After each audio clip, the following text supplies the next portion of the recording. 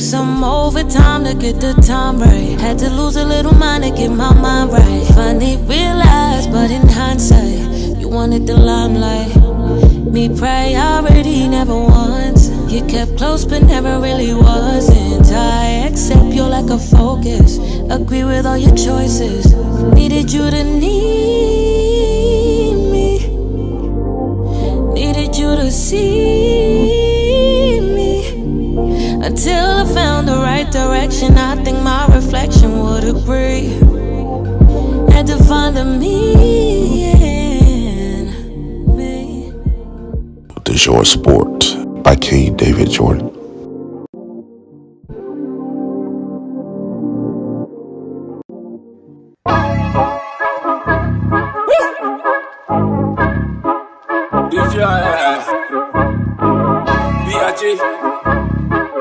Oh, y'all already know. Y'all already know it's gonna be crazy today. It's gonna be crazy. I got Show me the list. Bo's ready. Show me the list. Bo's ready. King Joe's ready. Y'all know it's gonna be crazy today. I hope y'all ready. It's gonna be crazy. Everybody talking about it, talking about it. We got a crazy show. We got the ready for it. Man, we're gonna talk about this $40. We good. NBA still off their mind. And then D-Dub may be going bowling. Y'all know what it is. It's a list. Everybody talking about it, talking about us. BOJO walking in God, we trust. We trust our names, listen in the book. We good.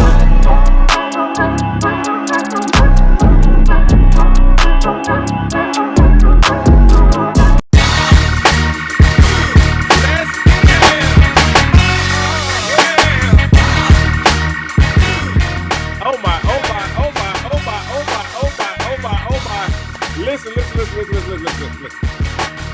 I am so glad that you're taking the time out to listen to us.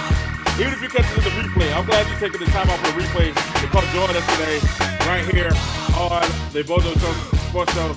I am King Joe, and I'm with my guy, none other than the one and only, the legend, the living legend, the living legend is in the building. Bo, what's going on, my guy?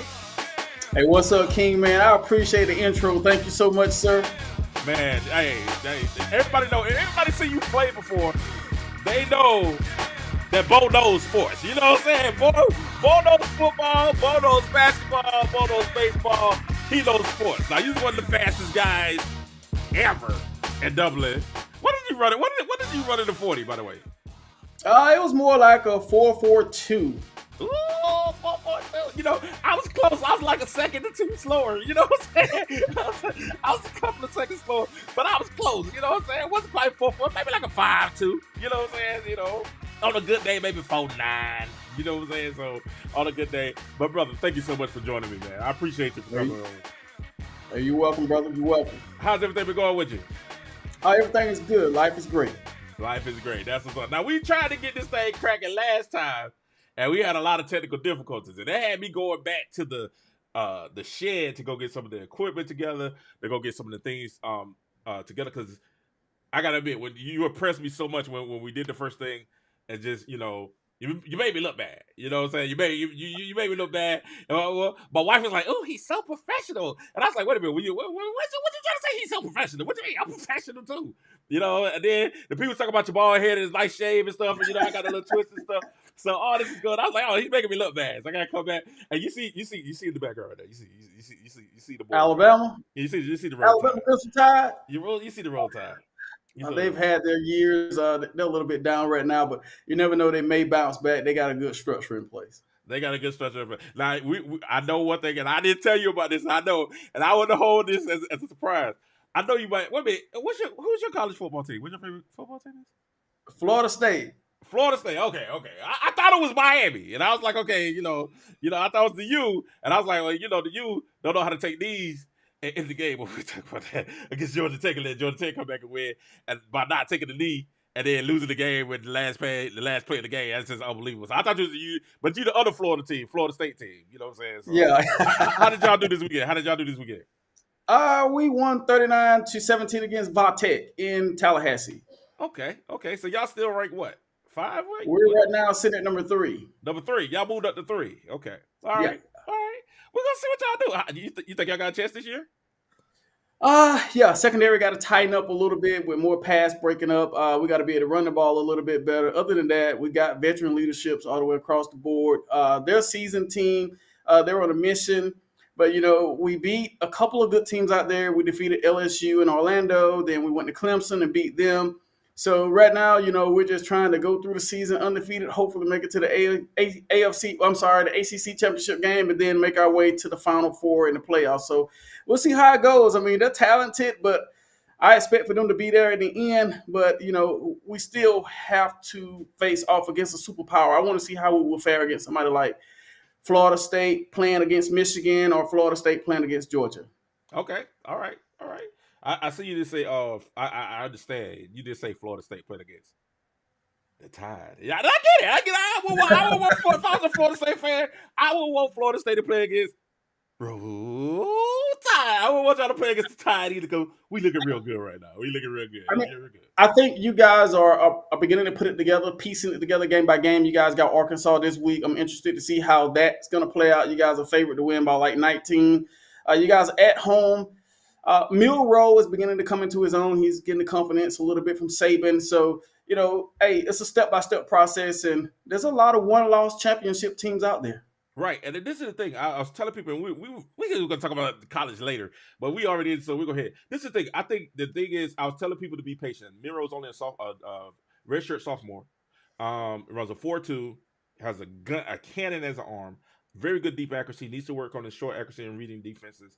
But I said, just be patient with them. If you're patient with them, we'll be all right. If the upside is so high for Miro that you can't just get rid of him. You know what I'm saying? So I think Saban made the right decision, and I think he kind of was trying to prove a point too by playing the other two quarterbacks. But he made the right decision sticking with Miro, and I think right now you're seeing the dividends of that decision coming forth right now. The benefit of the decision that he made coming up forth right now.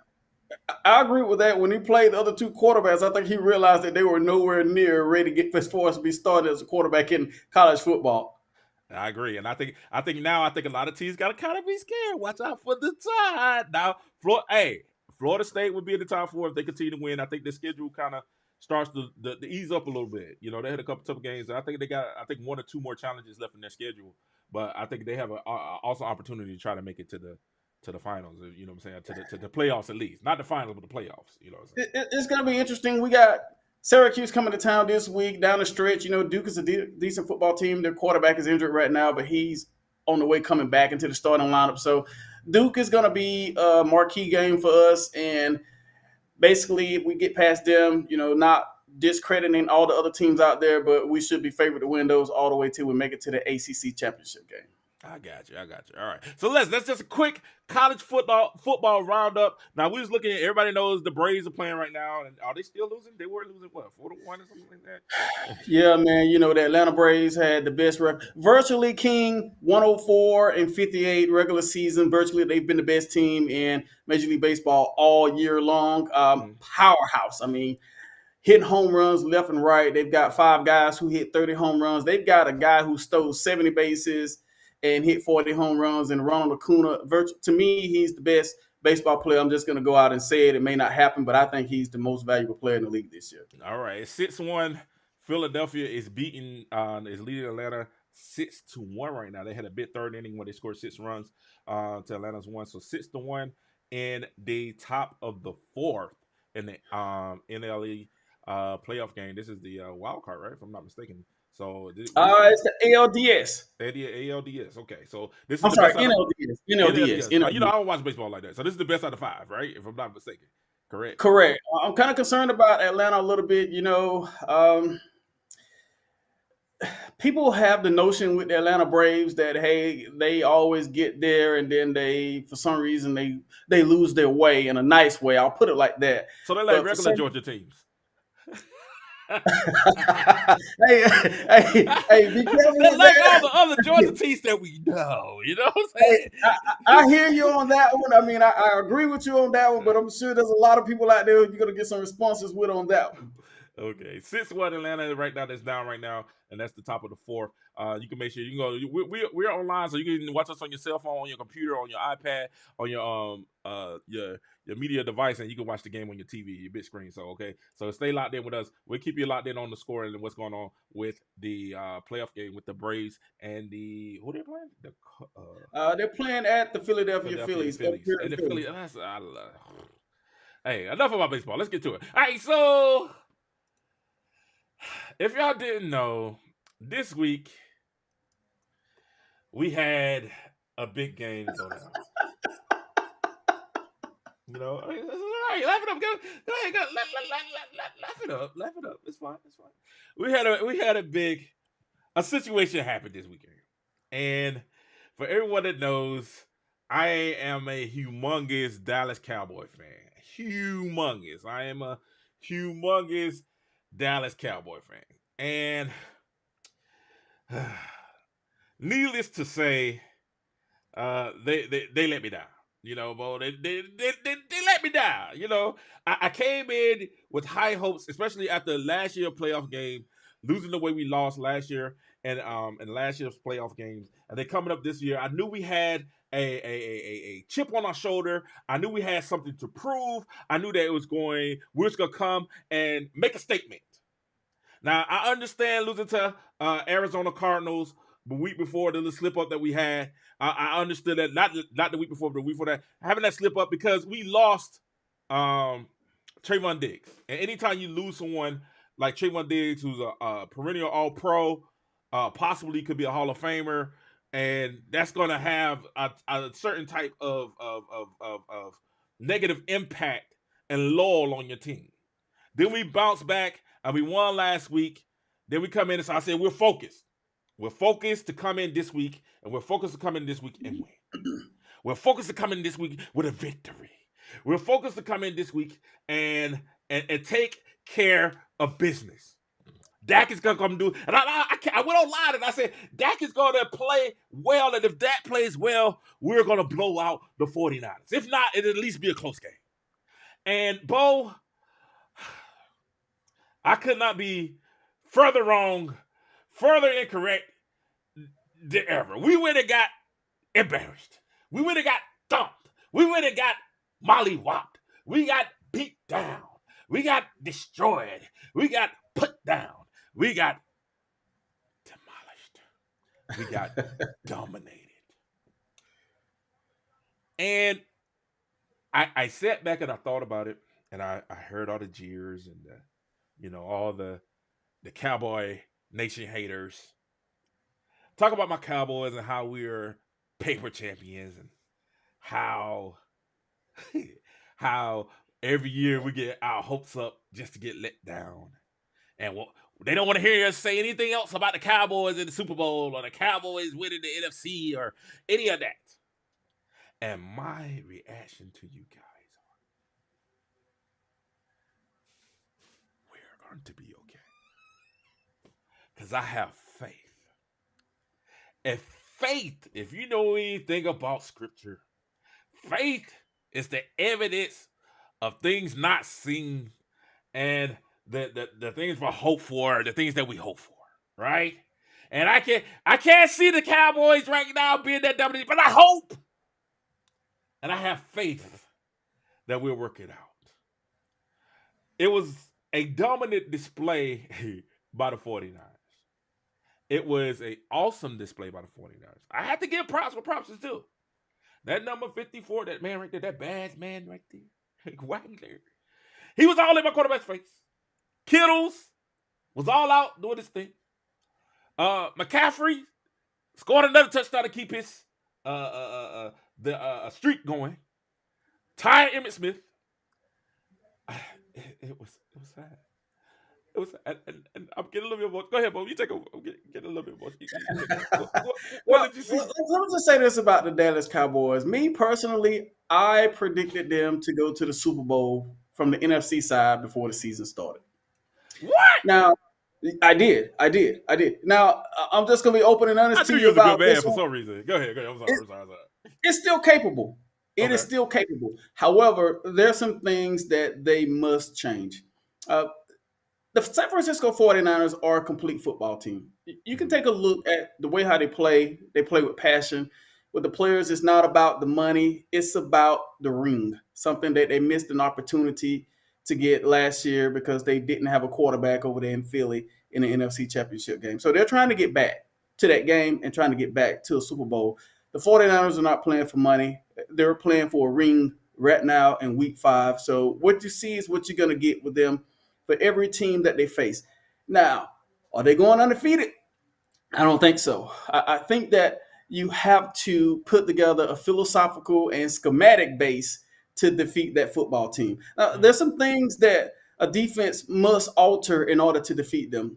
If you take a look at the 49ers offense, you're looking almost identical to the Miami Dolphins offense. We run the same sets that they run.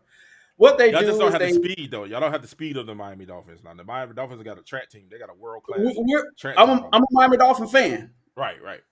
So the 49ers, if you take a look at what they're doing, King, they do a lot of motion. They send a lot of players in motion. What that does for the quarterback, that allows him to pre-read. The pre-read tells him automatically if it's going to be a zone or a man. Before the ball is snapped, he sees exactly where to go. Now, that helps out Purdy, who is a very young quarterback. And also, the Dallas Cowboys made a lot of mistakes in that game with the secondary because they actually showed a lot of zone, but when the people would run in motion, they played man. And when they played man, a lot of times you had 2 defenders running with 1 receiver, leaving another one wide open. I saw that on one play, both sides of the field. Now, this is how you can combat that to beat them. There's a such thing called the zero defense. What about I thought we displayed that on Sunday night. We had zero defense. So you know, see, people got jealous. You know, they said Dallas got a zero defense right now. You know what I'm saying? Go ahead, Bo. I'm sorry. Go ahead. But there's a scheme called the zero defense. Right. And the zero defense is basically somewhat like the 3-4. Mm-hmm. However, the 2 ends blitz every single play. And on top of that, it allows you to play man with your corners. And at the end of the day, if you have an offensive system who run a scapegoat like the 49ers, what they do is they run a lot of in tight, but they send 5 receivers out. And that confuses a defense. And the Arizona Cardinals beat the Cowboys the same way a couple of weeks ago, running the 12 offense in a double tight end set with a bunch of people on the line of scrimmage. The 49ers did it the same way, but the Arizona Cardinals did it running the ball, but the 49ers did it throwing the ball.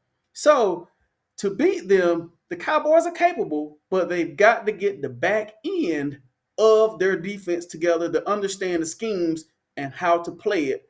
And I think if they face them again, they'll look at the film because the eye in the sky don't lie. They'll have an opportunity to see the mistakes that they made, and they'll learn from them, and it'll be a better game. But then there's the Dak effect. There's the Dak effect. Wait. Why we gotta bring up Dak right now? We don't have to bring up Dak. Don't bring up Dak. Why are we bringing up Dak? You was doing so well talking about the 49ers, but now you got go ahead. What's the Dak effect? You know, King, structure-wise, the 49ers are designed where, the Cowboys are designed where they've got an owner who's also the GM. So he has a huge part to play within the team. He's also the GM. He's picking the groceries. And at the end of the day, the head coach, he's actually cooking the meal. However, at the end of the day, when you take a look at what the Cowboys are doing for Dak, it's really not having a lot of trust in him because they went and brought in Trey Lance without even letting him know that he was coming to Dallas. They went and traded for a guy without even letting him know, hey, we got a new guy coming in. We want you to tutor him. We want you to train him up. We want you to showcase him the offense, and we want you to put him up under your rib and train him and get him squared away and learn it the Cowboys way. He brought the guy in on the trade and didn't even tell Dak. So that's a rift in the relationship between the quarterback and a GM and owner who's the same person right off the bat. And then there's the 49ers effect to the point where people have already said, oh, you play against the 49ers, you're going to throw 2 interceptions. You're going to throw 3 interceptions. You're going to be the one to lose the game. However, I feel that Dak had some people quit on him. Along with that, I think he needs another receiver. All right, now this is the thing. So Terrence Thomas, one of our views, he said, my brother Terrence Thomas, who's a big Georgia fan, he says, it says faith without works is dead. So we said that we can have all the faith. The Cowboys fans can have all the faith that we want. But if we don't have words to go with the faith, then that ain't gonna work. I got you, Terry. But listen. The Dak event. Now, let me ask you a question. Dak played very, very bad. And thank you, Terry, for watching, man. If you want to leave a comment. We'll try to share your comment on these screen with us too. So make sure you leave a comment right here. It's your boy King Joe, Bo Brown, BOJO show. I'm making up names, y'all. We're gonna come over the show. Boy, we go to it. But you said Dak. You felt like some quit on Dak. Do you think that Dak is? Do you think that Dak is? I think that Dak is in trouble. Next year he's going to count a very significant amount against the salary cap. Next year, I think it's what, 55 million? I think it's 55 million, 55 million against salary cap next year by himself, and that's a huge cap hit. So they're gonna have to restructure that contract in order for that to get. Now he already got paid 75 million last when they restructured this contract. Now to get the count 55 million against the salary cap, the team salary cap this year coming up in 2024, that's an issue. Secondly, they bought a Trey Lance. And there are people who are starting to whisper to say, hey, I heard somebody say Cooper Rush, and I was like, y'all ridiculous. And we're not putting Cooper Rush. Cooper Rush did great last year for filling in, but Cooper Rush is not a starting quarterback. Let's stop that. He doesn't have the arm strength. He doesn't have the talent. And he did a great job managing, but our defense carried that whole win streak thing. So let's stop. It's either going to be Dak Prescott or Trey Lance. And I'm saying, and I've been calling for this both for a minute. I've been calling for people to say for Dallas to at least put a package in for Trey Lance, maybe a red zone package, goal line package, anything like that. But unfortunately, Dallas has been running him as the third string quarterback, as an emergency quarterback. So if he goes into the game, that means that either Cooper Rush or Dak can't play anymore, right? So they haven't done that. So I think Dallas should make him an active player, give him an active roster on there, not just the emergency quarterback, and have a package for him to work him in just in case Dak struggles. Because Dak cannot, I'm sorry, I don't think Dak has too many more games where he can throw 3 interceptions and 1 touchdown. I just don't see it, especially 3 interceptions back to back to back. I can't see him making it farther. And I know some say Trey Lance is a bargaining chip, but I just think they should have a package already using Trey Lance. Because one of the big things with Dak, and I know, and I'm going to get you in on both, one of the big things I've seen with Dak is his reluctancy to run. And I don't know if it's since the ankle injury. I don't know if it's, it seems like he's lost a step. So in the red zone, one of the things that made Dak really, really, in his first 3 seasons and his younger in his career, one of the things that made Dak very palatable as a quarterback was the fact that he was a dual threat quarterback. And I think since the injury, he's been more reluctant to get out and run and use his legs, or he's lost a step and he's realized he's lost a step and he's not as effective using his legs. And I think that's where Trey Lance can come in, especially in the goal line and red zone situations, because he gives you the options of getting out the pocket, using his legs, and also throwing the ball also. What's your thoughts on that? And let me say this before we get started. Thank you guys for watching the show. To all the people, man, we hit double digits in viewers. We appreciate you guys on YouTube. Make sure you hit the subscribe button. Make sure you hit the like button. Make sure you share. We thank all you guys on Facebook. We thank guys who are also adding comments on Facebook. We had another one, Damon. What's up, Damon? David Smith says, picking order NFC is number 1, 49ers, number 2, Eagles, number 3, Detroit, number 4. You got that? Wait a minute, stop it. We not. Hold on. Wait. Hey, listen. Hey, put the camera on me. Put the camera directly on me. Put the camera on me, Mr. Sir. Listen. We will not. Listen. Look me in my eyes. We are not worse than Detroit. Ever. You would never, ever say we're worse than Detroit. We would not go through that. We would not do that, Damon, Mr. Smith. We would not do that. We're the Cowboys. Don't forget that. America's team. Go ahead, Bo. How do you feel about it? Do you think Dak is in some type of trouble or some type of issue or some type of situation? Thanks, David, for watching.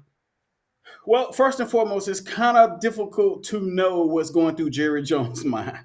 Yeah, but I will say this about Dak. Dak is 30 years old now. Next year he'll be on the other side of 30. Dak does not run as much as he used to. And sometimes you need that on a 3rd and 3 and 3rd and 4 to go scramble and get those first downs just to keep the chains moving. However, Dak does not do that anymore. I will say this about Dak: he cannot have another 3 to 4 interception game. It's going to be real bad from the media. He's already in Dallas, and they're complaining, and they're saying things about how he's not capable of winning a Super Bowl for the Cowboys. Not just a Super Bowl, but beating the 49ers. Because he's had so many turnovers, and last year it didn't help with the amount of interceptions that he threw, which was some of those interceptions you scratch your head and worry and wonder why, how, and why didn't you just get rid of the football? So when it comes to Dak, he is up under a lot of pressure. There's no doubt about that. He has to perform. He has to do well. Dak has to win a couple of playoff games for America's team, which is the Dallas Cowboys. He really has to get back to the NFC Championship game for them, and it is all on his shoulders. And he has a lot of pressure on him, and he has to perform this year because, like you said, with the salary cap, the way how it is, and the amount of money he's making, if we don't take a pay cut next year, there's a strong chance that Dallas will want to get rid of Dak. And Right. don't be surprised if that happens because they do have Trey Lance, and he has the rest of the year to learn the offense, to learn from that, to run the scout team, to get coordinated with what they're doing. And along from that, he's from the 49ers, and Jerry Jones simply thinks that Trey Lance is probably somebody who can beat them because he's practiced against them every day. Oh, I never thought about that. I never, in a situation, I never thought that about the fact that we could definitely have Trey Lance and Trey Lance going against their San Francisco on a regular basis and having them play in that situation, that having that experience against them. I never thought about it. That's a great point. That he has had experience going against that first team defense. He has had experience going against them, and he may know some things. Now, some people said that Trey Lance was a mole. It was a mole, and he told San Francisco all the Dallas plays, and that's why Dallas, they knew everything Dallas was going to do. Now, I don't think that's the case, but what I'm saying, we might need to do some investigation into that. You know what I'm saying? Well, Allegedly, you know what I'm saying? I don't think that's the case, but I think he could possibly definitely be the future of the Cowboys. And King, I'm not a real big fan of Mike McCarthy's offense. I think with Oh no, Dak being the starter over there now for about 8 years, you got to allow Dak to do audibles. When you see a heavy blitz coming and the wide receiver is going to run a slant, you got to be able to say, hey, if we're overloaded, double tight end to the right side and they're blitzing heavy from the left side, we can run a stretch play with Pollard and he can get 25 yards. You got to be able to allow Dak to do an audible like Peyton Manning to beat a team like the 49ers. And that's not happening. So I don't know if it's a trust between him and McCarthy or if that's just the way how McCarthy's running his offense. But I think that could be a feather in their hat that could benefit the football team in the future as well. All right, Damian said that the top four teams in the NFC is the 49ers, the Eagles, Detroit, and the Cowboys. Bo, let's leave it with this. What are your top four teams in the NFC? Ready, set, and what pick in order? Go. 49ers number one for sure because the 49ers are a complete team and they're dominating with victories. You can take a look at the Eagles. You got to give them respect. They went to the Super Bowl last year. They're still undefeated. They're playing good football. They know how to win a game, whether it's a blowout or close game. I still got the Cowboys at number three because the Cowboys are a more physical team, a good team. Detroit is a very good football team. You cannot rule them out. They've beaten a marquee team this year. They've beaten Kansas City on the road week one. So I can see why he has them at number three. But I still have my question marks about Detroit. They score a lot of points and they give away a lot of points. So I think that, down the stretch, I think head to head, the Cowboys will probably beat them by a field goal. All right. My top four teams. You ready? NFC East. I don't know what y'all talking about. The number one team in the NFC East is Dallas Cowboys. That's my number one. Number one team is the NFC East, Dallas Cowboys. Number two, I had the Philadelphia Eagles. I had the Philadelphia Eagles as number two. Number three, I had the 49ers. Now, I know you said King, but the 49ers just beat the Dallas Cowboys. How can you put Dallas over the 49ers? It was just an aberration. It wasn't real. We just had a bad game. It happens. We have a bad game. So it happens. And I'm also counting on somebody get hurt. I wish nobody get hurt. But I'm counting on Brock Purdy had played a full season. Neither has Christian McCaffrey since he's been in the league. So I'm not seeing both of those making it. So my number one team is Dallas Cowboys. Number two teams, I was going to say the Eagles, but I don't like the Eagles. So I'm going to go Detroit. Right? So the Detroit is number two team in the NFC. Number three, we'll give it to the 49ers. And number four, we'll put it to the Eagles. If we had to put a team in number four, we'd say the Eagles. They're undefeated. Jalen Hurts is playing monster football. I mean, if you saw that last game, he was whipping that thing. He was throwing it. So, that's just me off of my feelings. Now, as an analyst, I had to go Number 1 is the Eagles. Number 2, 49ers. Number 3, the Cowboys. Then the number 4, the Detroit Lions. Because I haven't seen Detroit's had a weak schedule. Now, we got to forget, Detroit's playing a very, very light schedule this year. So, I think so they are not playing as tough a schedule as the Cowboys or as tough a schedule as the Eagles. The Eagles has played a horrific schedule. That's why I put the number 1. Because their schedule it's hard. They played some great games so far. So I have the Eagles number 1, 49ers number 2, Dallas Cowboys number 3, Detroit number 4. I think I changed it. I don't change my order like each time I said it. So, you know what I'm saying? Once again, my top 4 teams in the NFC for everybody that doesn't know me is number 1 is Dallas Cowboys. The number 2 team, Dallas Cowboys. The number 3 team, the Dallas Cowboys. And the number 4 team, the Dallas Cowboys. We're going to go right back and we'll come back and we'll talk about ESPN disrespectful top 100 basketball player. We're going to talk some basketball when we come right back, right here. I'm the BOJO Show. That's what I'm calling it, the BOJO Show. I don't know. Y'all be good. We'll be right back right here on... Took some overtime to get the time right. Had to lose a little mind to get my mind right. Finally realized, but in hindsight, you wanted the limelight. Me priority never once. You kept close but never really wasn't. I accept your lack of focus. Agree with all your choices. Needed you to need me. Needed you to see me. Until I found the right direction, I think my reflection would agree. Had to find the me in me. The Joy Sport by K. David Jordan.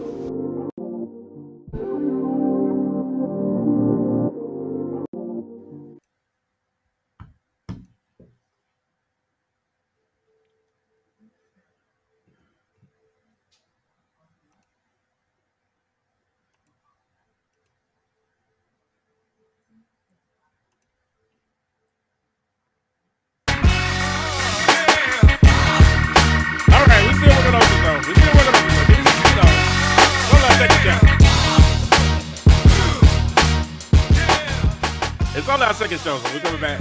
You know what I'm saying? And welcome back to the unnamed show, unnamed sports show.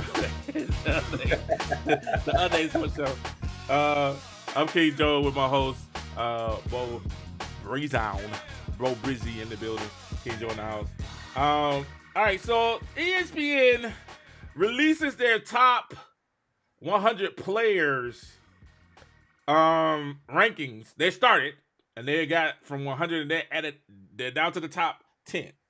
So they've gone from 100 to 11. And I've noticed that there are some names and some issues with the players on that list. And if you guys, let's see if we can run. We might actually run through the list a little bit. See some of the players on that list. Let's see if we can run through the list. Maybe we can show you guys the list. But it's some issues that I'm having with the names on the list. And partly, I think ESPN has been disrespectful. First, I just start like that. He said, you guys are being disrespectful. You guys are being super duper disrespectful with this list. And y'all are disrespectful every year. But this year, I think y'all lost y'all cotton picking minds. You guys are lost. I don't know what you guys have been thinking about this year with y'all list. Your list is crazy. I'm looking at this list and I'm like, this is ridiculous. The rank from 100 to 55 is ridiculous. Let's go to ESPN website. Let's look at the list. Here's the list here. Let's go here. All right, so you guys should be able to see this. Can you see the list, Bart? Can you see the list, Bo? Yeah, you're good. I can see that. All right, so we got number 100. Okay, so we have number 100 of 100. You got Mitchell Robinson. I don't even know who that is. He plays for. I don't know. You know who Mitchell Robinson is? You familiar with him? I'm not familiar with him, but I've seen him play before. I know he's a center for the Knicks, and he's a young guy, but he's more of an offensive rebounder. He's breaking into the league, and he's still in developmental stages. So we'll see where he finishes at the end of the year. All right, so we got Mitchell Robinson for the Knicks at 100. They got Valanciunas all the way at 99. I would expect he'd be a little bit. I would think he would be more of a. I guess I don't know. That's tough. All right, Colin Sexton, young player, young point guard. I think that's a good place to put him. Grant Williams, Harrison Barnes. Oh, 98, 96. He's more of a role player these days. Right. So I can live with that. We got Jalen Williams, the young guy, the young forward there. Um, Plays with a lot of energy. yeah, a lot of energy. That hey, the Oklahoma Thunder team got a nice young squad. You watch out for them. Now this is disrespectful. This is where the disrespect starts. This is disrespectful. They ought to be ashamed of themselves. They have Russell Westbrook at number 94. 90. This is just point blank disrespect. I don't understand this whatsoever. This is something that, when you see this list, you kind of have to really. I'm 94. Well, Yeah, at this point in time, he's a journeyman. He's been in the league for a while. He's played with almost a handful of teams, and here's the skinny on Russell Westbrook. He's a great player. He's high energy. He's a triple double type guy, but he's never consistently been able to hit the jump shot. well, I okay. think that's the only thing missing. If he would have had a consistent jump shot, man, that guy would probably have won a ring by himself almost. But 94. Yeah, he's up in age. He's a journeyman, and I think maybe he should be a little bit lower. I would have gave him in the 60s or 70s or something like that. But 94 is like, hey, the name is on the list, not the player anymore. So I think that's a little bit disrespectful. I probably would have put him in the 60s or 70s. Now, at 94, I think Russell Westbrook is still a walking triple double. I think Oh he's still a walking triple double. Anytime that you break Oscar Robertson's triple double that hadn't been done for 50 years, and then all of a sudden you come out there, well, was it 50 years? More like 30 years. 30 years, and then you come out there and you do it consecutive seasons. Come on. I know he had a kind of bad. Even when he went to the Lakers, he averaged 18 points a game. So I mean, He's not in the right offense with us with the Lakers. And the thing about Russell I like you said Westbrook with us. I like that. That's what's up. he adds value to any team that he's on. So 94 is a little far fetched, a little too far down the line because of what he can do. He can rebound, he can push the ball, he can motivate, he can drive, he can create fouls. And every once in a while, he will hit that jump shot. So, and he's an assist guy. So, my thing, I think his age is playing a factor with it as far as him in the 90s. If you take a look at Chris Paul, he's in the 70s. I think his age is playing a part in that as well. So, he's had his heyday. He's still on the list. But, it's never where you start. It's always where you finish. And so he's just trying to get a ring, and let's see how it happens. All right, 94 for him. Let's go. Mike Conley, 93. We keep going. Email quickly. Nice young player. I like him. He's a good guy right there. Josh Hart. I like Josh Hart, former Laker. John Collins for the Atlanta Falcons, 90. That's Atlanta Hawks. I mean the Hawks. That's the fact. Well, I mean they all lose. Go ahead. never won the championship. But go ahead. I mean, 90. That's still kind of that's a little disrespectful. Robert Williams. That's the guy that tried to fight LeBron in Detroit. Now with the Portland Trailblazers. Kevon Looney. Oh, they got him ahead of Westbrook. Come on now. It seems like what we're looking at now is a lot of guys who don't average a lot of points per game but make impact plays. That's disrespectful. That's disrespectful. Buddy Hield, I can live with that. Kyle Kuzma. I think Kyle Kuzma's gonna have a good year this year.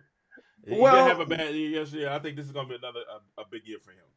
I think he's been pushed around a little bit. He was with us. We sent him over there to the Wizards. He's been around the league a little bit now. And the thing about with Kuzma, he can give you 18 points a game. Mm-hmm. Sometimes I feel like it's all about if he wants to play.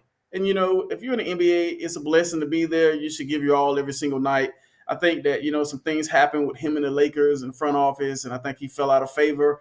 And I think he fell out of love with the Lakers. And I think, when you have young guys that have those issues with teams, especially the hierarchy type teams like the Lakers, a lot of those young guys tend to lose a little bit of love, a little bit of flair for the game, and they sit back and relax a little bit. Hey, we thank you guys for listening to the show, the Unnamed Sports Show.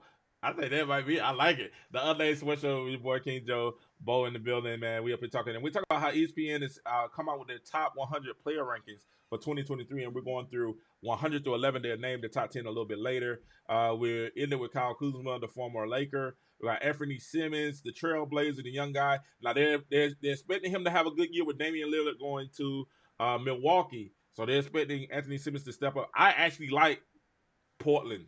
I actually like them. You bring in DeAndre Ayton. You still have what's the forward, the powerful Grant? Jeremy Grant there, who had a phenomenal season last year. And then you got a young backcourt with the point guard that they drafted. This young man right here. They're gonna have a great. This is gonna be an interesting season for them. But I look for great things in the future from Portland. Definitely. Well, one thing we can say about them, without Lillard, they can get a lot of reps in to Yeah. develop themselves to be good players and to be marquee players. But the only thing about Portland, Portland over a historical time frame, they don't keep good players. I mean, Mm. Lillard has left. What was the guy before Lillard that was very good? His sidekick, McCollum. McCollum. McCollum left. Yeah. So from a GM, from an upper management standpoint, you got to be able to build a team. You got to be able to build a championship team. And I know Portland is in a low market. They're not the glitz and the glam like New York Knicks, the Lakers. Mhm. Boston. So when you're in a low market like that, it's kind of hard to keep players because of a marketing standpoint. The money that they can make away from the court.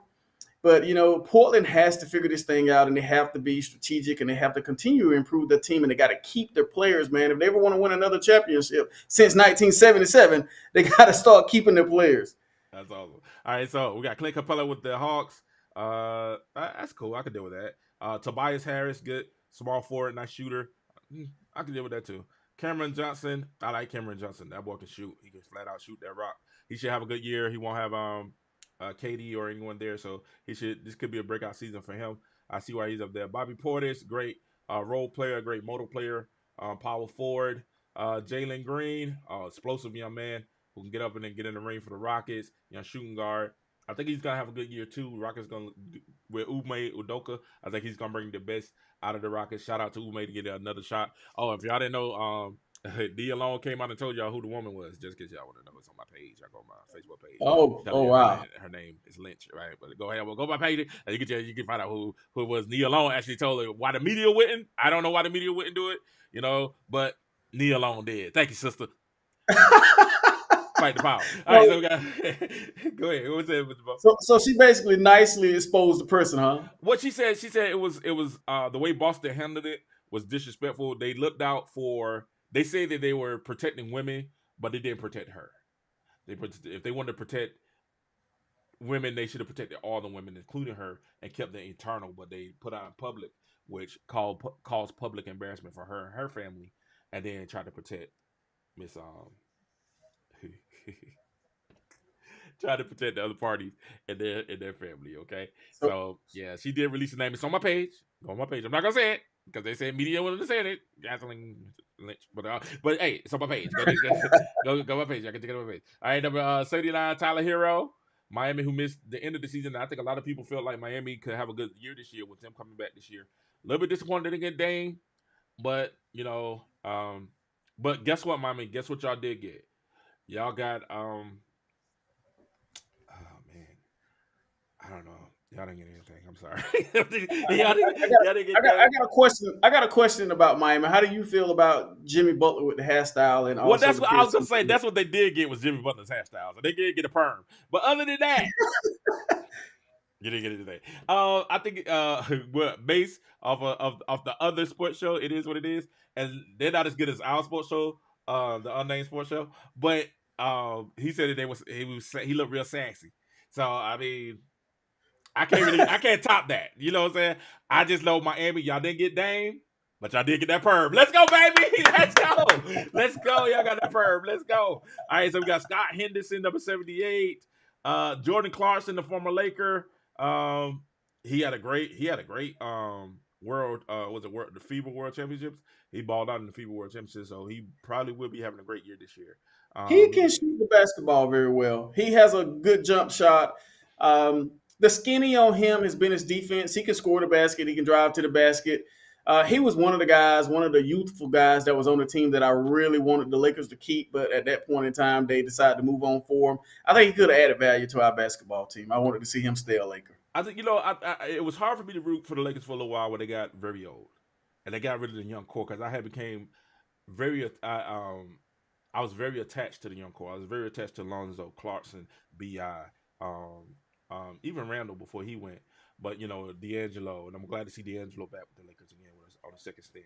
I was very attached to that young core, and I wanted to see them grow. But there was impatient, and they did get a bubble championship, bubble gun championship. They got a bubble championship, but you know what? I don't count it.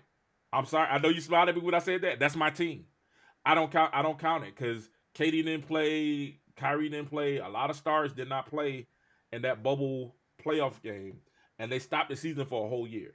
I mean, for half a year, like for a few months, they stopped the season and they came back. They labeled LeBron to rest to get healthy, and so I kind of it's an asterisk for me. Now, when you're talking about Lakers and Celtics, oh yeah, we count it definitely. We definitely better than the Celtics. So you count the Lakers and the Celtics been right there, neck for neck on the championships. Definitely count it. We definitely count it. But other than that, I would like to see the young core grow, and you're seeing now out of those players, majority of those guys are coming and having really good NBA careers. Bi in New Orleans, who's going to be further down on this list. Lonzo was going through some injury, but hopefully he'll come back this year in Chicago. When he's with Chicago is a playoff team and can make some noise. With DeRozan and Levine and Lonzo in that backcourt, they can make some noise. But he has to be healthy, so he has some health. Go ahead. I'm sorry. I'm more concerned about his health. He Right. has missed a lot of games in the NBA, and it's his knee. And you need your knee. You need your knees when you're playing in the NBA. Because you're a point guard and you have to pivot, you have to twist, you have to turn and change directions at a real fast pace. And you're playing on hardwood surfaces. Overall, it's not good on the ligaments and tendons for a long period of time. And you're playing 82 games for a regular season. So it's a strenuous strain on his knee. I just want to see him get healthy. I want the kid to win. I mean, we drafted him out of UCLA, played with the Lakers. He's a prototype, what we've been looking for in LA as a point guard, 6'5", tall kid, lanky point guard, what we used to have him before we brought in Fisher. But overall, though, at this point in time, he's young. It's all about him just staying healthy and being able to complete a season. I want to see the kid be healthy at the age of 40 because I'm kind of concerned about Ball with his knee, man. I mean, he's having a lot of surgical procedures done on that knee, and that's not good for the long haul. I got you. I agree. His health is most important than anything, football and anything. His health is most important. Number 76, we got Chris Paul. Now, we don't know how that dynamic is going to work in Golden State right now. You've already heard Draymond Green say he don't like him. He don't care for him. We've heard, little rumors. I've already started hitting, my little, I got a couple of sources over there in the league, you know what I'm saying? I've already hit a little chit chatter about, him. But I have heard this, though, that the practices, he's bringing the edge to the practice that they hadn't had in a while. But, so it's going to be an interesting dynamic. How do you feel Chris Paul's going to work in Golden State? To be told, we'll have to wait and see.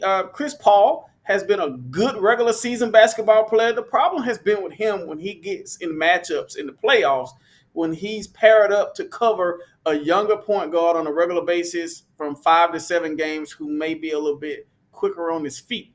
That's where Chris Paul has struggled at, and also staying healthy. That's where his injuries have come from in the playoffs. Along with that, as far as Draymond is concerned, he's a great basketball player for what he do for Golden State. I don't think he's a good fit for every team in the NBA, but for what he do for Golden State, it's fantastic for them. But, I mean, it's kind of easy to say that he don't get along with anybody. We're actually talking about a guy who just beat up one of his teammates at practice last year. So Draymond has a history of not liking people. It doesn't matter if you're on his team or on another team. But at the end of the day, Chris Paul is to be told. We're going to have to wait to see how it plays out with the system with Kerr. I'm quite sure from a professional standpoint, they'll be able to make it work some type of way. And don't be surprised as the more games that they play, the more diminished role that he has based on his health and based on an entire season, because he's 37 years old. He's getting up there. I got you. All right, so Chris Paul and Golden State, that should be interesting watch. Very interesting watch. Number 75, Nikola Vujovic. For the Chicago Bulls center, good guy. He failed in the rank. He was number 57, number 75. Like I said, Chicago's gonna be a team to watch. Depends on health. I think it has a lot to do with health. Cade Cunningham, a good young point guard for Detroit. The boy can ball. I've seen him ball. He can ball. It's pretty nice, pretty consistent. Tough as nails. He got some dog in him now. So I like him. Chet Holmgren, I think he's a little bit overrated. People like Chet. They want to see him succeed. I think he's they want to be the next great white hype. But I hadn't seen a lot. He's okay. But yeah, go ahead. I've seen one of the summer league games. I've seen the preseason game, and he's decent. You know, he's still developing. He's young. You know, at the end of the day, he just needs got to put stay. some weight on. Yeah. Yeah, he's got to gain some weight. He has developed a little bit more. You know, if you're tall like that in today's world, you know, it's all about shooting the jump shot. But back in the days, it was back to the basket, learning how to spin and learn how to pivot. But now it's driving and shooting threes and spacing the floor. So it doesn't have to be as tough for him as far as a learning curve. But the main thing with him is he just have to continue to climb that hill and get better every year. Well, about like you said, you know, he's somebody who the league really wants to see develop. You know, from a marketing standpoint, you'll see a lot of his jerseys up there in the stands. Some little kids wearing them. If he continue to do well, the team can make money that way. It's not just all about putting a seat down, somebody sitting in a chair. But at the end of the day, marketing proves a lot too, whether your jersey sells in-house or overseas. So if he can win the hearts of the youth and people that comes to the ball games and continue to do better every year, then, you know, before it's all over with, he'll have a chance to win a championship with where he is or somewhere else down the line if he continues to develop. You know what I am seeing though with him and Wibiyama for San Antonio, these guys are humongous. They're How tall is the guy from San Antonio? How tall is that rookie? 7'3", 7'3", I think, if I'm not mistaken. I'll tell you 1 second. He is 7'4". I was close. Oh, so he's about like Ralph Sampson was, 7'4". Yeah, that's what I'm saying. Like these guys are getting pretty ending ankle injury in week 2 and was eventually traded to the Cowboys this past August. The number 3 overall pick in 2021 is now the third-string quarterback in Dallas. What they have size-wise, him, both of those guys, that should really be a great, interesting. They actually met last night in the preseason game, or maybe it was the night before last. I think it was last night they met in the preseason game last night, and it was an interesting game. They're pretty much 1A and 1B as far as height and length, and also having some skill out on the perimeter. So I think that's where the league's going. More, you know, kind of like the NFL got bigger, faster, stronger. I think the league is also getting bigger, taller, faster players also. All right, we got number 72, and we're gonna move quicker on this. Jordan Poole, I think, like I said, with him and Kyle Kuzma, I think both of them guys can play off each other. Washington can make some noise, just depending on him, how him and Kyle Kuzma clicks. What do you think? Well, you know, my thing is this right here. I would love to see Kuz win a championship because he played for the Lakers, you know, and he played decent for us for some years. I want to see him win a ring. I don't think that he's going to be a 1 or a 2 as far as a Batman and Robin matchup with anybody in the league to win a championship. I think maybe he's going to be like a 3, a role player who can give you anywhere from 12 to 17 points a night. And every other night when he's hot, probably give you 18 to 25. But I don't think he should be option 1 and option 2 as far as winning a championship with anyone that he's paired up with, because at this point in time, you know, based on his relationship with the Lakers, I question if it's in his heart to win a championship. That's hard. All right, we'll see. He likes the fashion. He likes wearing the clothes. He's a little sassy. He got a little sassy. Yeah. You know what I'm saying? So he likes wearing the clothes and stuff like that. So that's an interesting take. RJ Barrett, I like RJ Barrett. He hasn't reached his full potential yet, but I think he has a shot. If he keeps growing and gets bad, he had shot 40% for 3-point range. That's really good. So hopefully, if he has another great season this year, he can take that next step. Walker Kessler, and I love this kid, the big white kid out of for Utah, is a rim protector. 3-4 blocks a game. Matter of fact, my 2K, I traded for him to be on my Lakers because we needed a rim protector to move. Yeah, I'm talking about 2K. I'm sorry. How many points does he average per game? Not many. Probably about 10, something like that. About 10 points a game, something like that. He's not, but he's a rim protector. The big thing is, like I said, block shots. 2.3 blocks per game. Probably about 10 points per game, but he has a pretty good inside game too. and he was a rookie last year. So this year he's gonna come out. He's gonna be a much better player this year. Very good. I'll keep an eye out for him. So he's basically a role player. Well, he's starting now. Him and marketing are really, they at the end of the year they start to become like a little 1-2 punch. So we'll see how that runs. If he grows and takes another leap this year, that'll be a big year for him. With Walker Kessler, I like the kid. I like him a lot. Brook Lopez, we're familiar with him from the Lakers and from everywhere else. He's ranked number 69. That's about right. What you feel? I feel like that's about right. He's getting up in the age, and he can shoot a 3-ball. He plays tough when he needs to play tough. He's had some injuries in the past, so guys that have had a history of not playing the entire season, you can't really just put them in the top 30, top 50 to me because their liability at that point in time, they're not being able to sustain an 82-game season.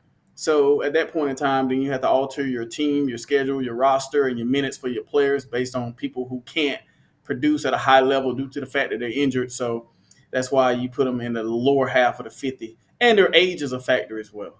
Yes, thank you guys for watching the Unnamed Sports Show. We're going to come up with a name soon, I hope. I'm here with my man, Bo. We're here talking about our NBA opening season. The NBA preseason just started a couple of days ago, and we're going through our NBA review with ESPN's top 100 player rankings for 2023 and 24. We've already seen some surprises. Russell Westbrook was in like 94. We saw some crazy surprises here, and we have some more coming up. And we're at number 68, Michael Porter Jr. That's about right. OG Anunoby, good guy. I like him. Good player. That's about right. Austin Reeves, AR Laker Nation. Okay, AR 15. Let's go. All right. So, what you think? Okay, so Austin Reeves got a lot of playoff experience with us last year. He hit some key baskets in some key games against some decent teams deep into the playoffs. I would love to see him get a little bit more physically stronger to where he can get more rebounds down the stretch when it counts the most for us. But he's somebody who you can depend on. I'll give him credit. He showed up last year. He played good basketball. We're looking for bigger and better things out of him. He had some key shots for us down the stretch and won a couple of games. We want to see more of him with our rotation. What we've got, he's got another year of learning the system up on the ham. I think that, it's only on the up and up for him. And if he can average at least 2 to 3 more points a game, that'll be good. But it's also going to be difficult because we've gotten deeper as a team. I agree. I think, too, he got the big contract. He got the money. So yeah, we paid him. We paid him to stay. And it's going to be interesting to see. He looked good in the FIFA World Championship, too. I mean, he looked good there, even though they lost. But, he played well. He played well. So he represented and was a star for a long time. Was a leader in the MVP for the World Championships. But, they fell off. All right, Miles Turner. Indiana's going to surprise a lot of – Indiana they got a bunch of dogs. Roof, roof. They got a bunch of roof. Indiana got a bunch of dogs out there. Miles Turner is one of them. Indiana's going to have a good year this year. Don't sleep on Indiana this year. Indiana's going to have a good year. What did they do last year? What was the record? What was the record last year? I know they made the playoffs. Then he got experience up on his belt. That's anytime you got a young kid making the playoffs, getting experience up under the belt, even if they lose. You hate to say they lose, but at the end of the day, it's a learning curve where they can improve upon for the next year. Right. I think Indiana's they're gonna have a good year. They're gonna have a good year. I see them being a good team. Rudy Gobert, not a fan. He's from France. No, go ahead. I'm joking. Yeah, he's a rim protector. He's not a scorer. He's a rim protector. He's more of a center who needs a very good power forward with him that can score. I don't think that he would be somebody who can give you 15 points, 10 rebounds every night. He can give you 10 rebounds every night, but not 15 points. He is not developed offensively for that skill set. And he's been in the league for a while, and it hasn't developed, so more than likely it probably won't happen. My only issue is how is he going to pair with Karl Anthony Towns? You know what I'm saying? How is that duo going to work down low? Is he taking up too much space in the lane? Are the two good guys? Is Karl Anthony Towns going to stay drifting into the perimeter? Because we want him on the block. We got to have Karl Anthony down there on the block, dominating people. So it should be interesting to see how they play together and how they get along together with him. Very interesting because Anthony Edwards just got a humongous contract from Minnesota, which he deserved. He did. And the thing about him is they're going to look for him to score more. He's getting more money, so be more of an impact on the court. And whatever you need, we're going to give it to you. And if you're saying that two people are in the lane and they're clogging it up, then what do we need to help you decrease that space? And I hate to say it, but I could say somewhere down the line, you could see one of those guys on the move. Hey, Big Telly McCray says, "What up, number 34? What up, number 34?" Big Telly Taylor says, "What McCray, up?" how you doing, buddy? Life is good. I hope everything is well with you and your family. It's good to hear from you. And stay afloat and hold it between the road and hold it on the road, big dog. Now y'all don't know that was that team right there, boy. I used to y'all don't know. I used to be huge fans of those guys. You know what I'm saying? I was a little junior high schooler because we don't have junior high school now. It's middle school. I was a junior high school. I'm looking at the Big Telly, looking at Big Bo out there balling, and all the girls were like, "Oh!" I said, "Oh, I want to be like them, get the girls." You know what I'm saying? The girls have to be a ball like them. But hey, and it's still even now. The older that I get, I still look up to those guys as my big brothers. And man, seeing the great things. I had a chance to see Telly the other day at church, man. He's looking good, losing weight, man, and man, you could tell the great things is going on with his families, his sons, his daughters, man, doing great things, and that's because of you, big guy. So shout out to my man, Big Telly McCray, big tight end out there. You know what I'm saying? That was doing the thing. Telly, what was your number? I forgot.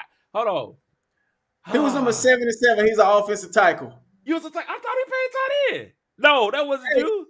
Then you play tight end now, a little bit. I will say this: we put some packages in for him in a couple of playoff games for him. We did that. Okay, I thought I remember Telly catch his home. Hold on, let's see what he said. He said, wait a minute, let's see what he said. Number 77. That's what I'm talking about. Big 77. That's what I'm talking about. He was a hog. Okay. All right. Big hog. You know what I'm saying? Oh, maybe I was a hog too before we fall through that. So shout out to my man Telly McCray, man. Thank you for watching, man. Thank you for chilling with us, okay? All right, we're back in our NBA review and roundup. We're gonna move a little quicker here, and I want to thank everybody once again for watching. Make sure you like, make sure you subscribe, make sure you share, make sure you heart it, make sure you look us up, man. We're gonna be trying to do this at least once a week. We're gonna try to get together and try to have this podcast for you guys, man, and show y'all some stuff. Just having fun, talking sports, maybe even some other topics too, more serious topics too to kind of express. We just appreciate y'all for chilling with us. It's on our second show. The first one sounded like. Let's just say it was troubleshoot. It was technical difficulties all the way. Technical difficulties. So let's keep going. We got Scotty Barnes, number 64, number 62, Christopher. Now this is gonna be a big year for Porzingis. I think he's in Boston. Alexa, stop. Am I the only one to talk to Alexa like I'm talking to my dog or like my child? So Alexa was playing music. I'm like, stop. You know what I'm saying? But I think this is gonna be a big year for him with the Celtics. This could be a coming out for him. I think the Celtics, the Celtics, Boston, they will embrace him if he go out and ball. I'm just gonna be honest to you about the Boston Celtics this year. They are loaded on the East. Although Lillard is over there with Milwaukee, Boston just got Holiday to join with Porzingis, and they got Brown, and they got Tatum. Now, Smart to me was I guess you could say he was the heart and soul of the team. He also had the green hair, the same color of his jersey. So inspiration, he was a leader there. I hate to see him leave. I hate to see him leave. But at the end of the day, Boston is loaded. When you have a basketball team that can give you 5 good starters, and then you can start rotating those guys out when they're tired and people come in and you don't skip a beat, those are basketball teams that make deep playoff runs, and I think Boston is projected to do so. Whether or not if they'll get over the hump, it's going to be interesting. Porzingis can be used in a lot of different ways because he can shoot the three, and he can also drive to the basket, and he can get rebounds, and that's what they've been missing. And don't count out Horford. Horford is still over there too, so he's taking some of that weight off of Porzingis. Porzingis is taking some of the weight off of him, so they'll work hand in hand on the post. So Boston's got to be a team. They did lose that center. The other center, he's a dog. What was his name? Not White. But I can't remember, but I'm a Lakers fan, so I'm not supposed to remember. Oh, sorry. Moving right along. Number 61 is Desmond Bain. I'm surprised you gave him that much love. Mr. Intimidate LeBron in the playoffs. Hey, that boy can shoot, though. He can shoot that rock. He can shoot that thing. He can, but, I'm a real big fan of you make your best mark as a player with the results. I think that I mean, if you take a look at it, Barry Sanders never spiked the football, and he scored so many touchdowns. It's incredible.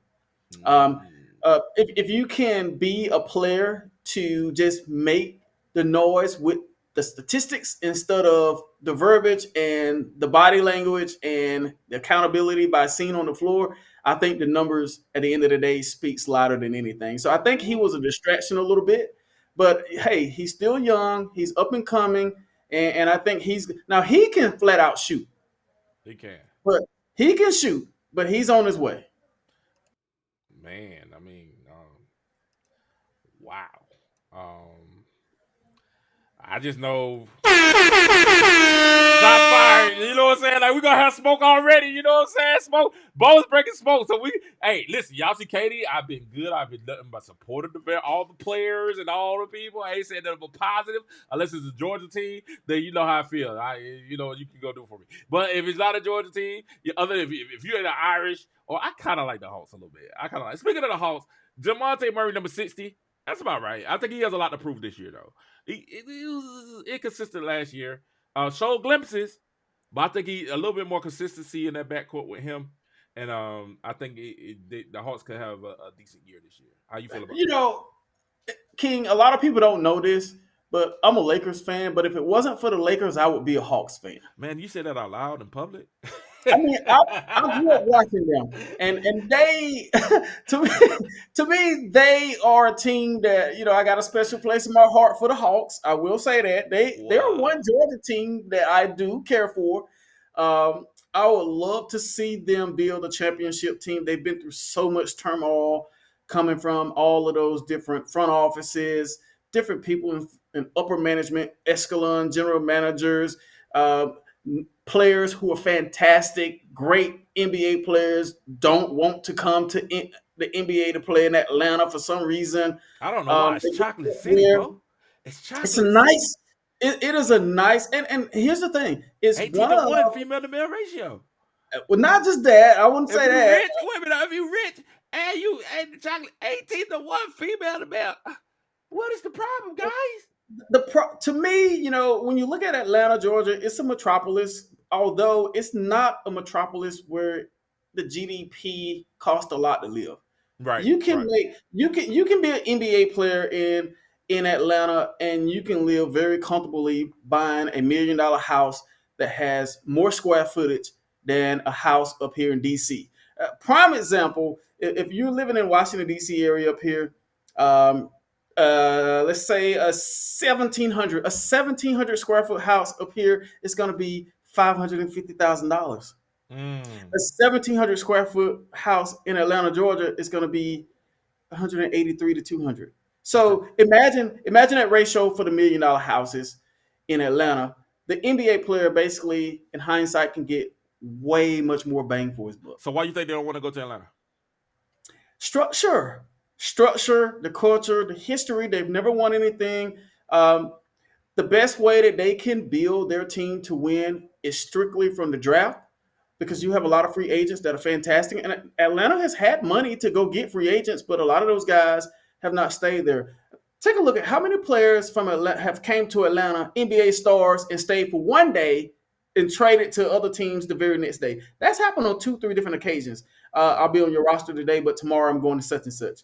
So, they have been, I want to say, a team that has had good drafts and a team that has missed a lot of players in the draft, but for some reason they haven't put it together as far as coaching, general manager, ownership.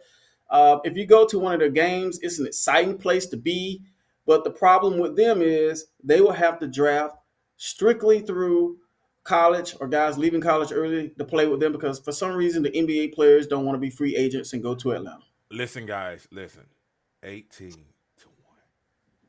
you'll be a millionaire. So you have your pick of the litter. It's hey, pick of the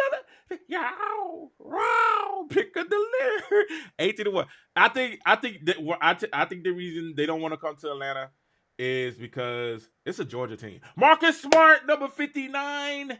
Marcus Smart, Memphis number 59. I think he brings that toughness that they lost when they traded. I don't even want to say the old Buster's name. They was talking on their noise. What's his name from Memphis? What's the other guy's name? I'm not gonna say his name. You can say it, Bo. What's the other guy's name they traded from Memphis? I can't remember. Who is he? I don't know who he is either. I know he plays for the Houston Rockets now. You know what I'm saying? But I ain't finna say his name. I ain't finna say his name. He played for I'm gonna say this about Marcus Smart. He plays with heart. I'll give him that. And here's the main thing that I want to see out of him in Memphis. Dude, Marcus Smart, could you please be smart enough to mentor Ja Morant?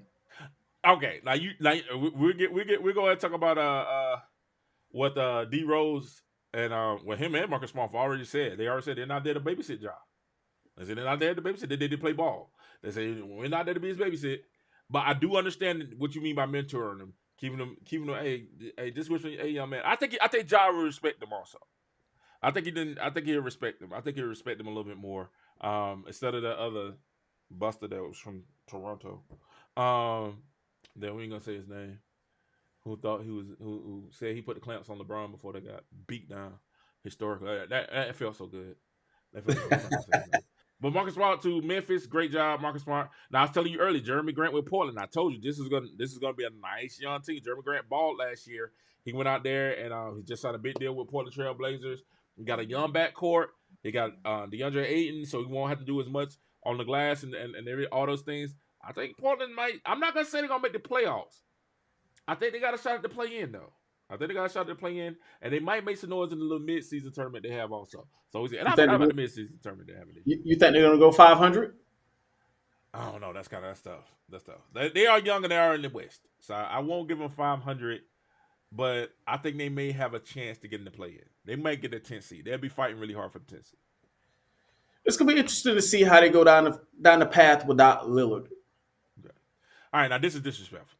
I'm sorry, disrespectful. This is disrespect to a whole new level. Now this is one of the ones I was like, this is just I think ESPN is just doing this for clickbait, and this is disrespect. This is just purely disrespect. I get it. I already know what you're gonna say, Bo. I already know what you're gonna say. You're gonna hit me with the OJ Simpson. You know, OJ Simpson is now doing a sports analyst. That's a beautiful. We gotta get him on our show. You know what I'm No. saying? No. Nothing against the brother. Baby. Come on. Nothing against the brother. Nothing against the brother. But if we bring him in, I want to talk strictly football. Oh, no. That's all. We're gonna talk. Okay. Wait a minute. Now you have to get some life experience for OJ. If you're gonna get life experience for somebody, it got to be the juice. You know what I'm saying? Because he's experienced the heights of the heights and the lows of the lows. Yeah, he's gonna bring the political aspects into play. Man, with the juice, let's just talk football. You know, the juice has been through a lot in life. I respect him. I respect him and his family. You know, at the end of the day, it's a no. I rather just talk football with him. I got you. Zion Williamson, this is disrespectful. Now I understand it, but you cannot tell me there are 56 better basketball players in the NBA than Zion Williamson. Take away, and I understand what they're gonna say. And what I said about OJ said the best ability is availability. I get it. I understand. But at the end of the day, 57. When Zion played, when Zion was healthy and he played with New Orleans Pelicans, and B.I. was hurt a lot during the stretch that Zion was healthy at the beginning of the year, they were like a number one. They're in the top 5 of the Western Conference. They're in the top 5 of the Western Conference when Zion Williamson played, and B.I. was hurt then. They still were up in the top 5 in the Western Conference. So I know he got a lot of things going on, a lot of drama off the court with the baby mama. A lot of, the baby with the porn star, and then, getting engaged to the other girl. I know you got a lot going on, brother. I know you got a lot going on. That's why you should move to Atlanta, because 18-1. But no, he moved to Atlanta, he'll be out of the league.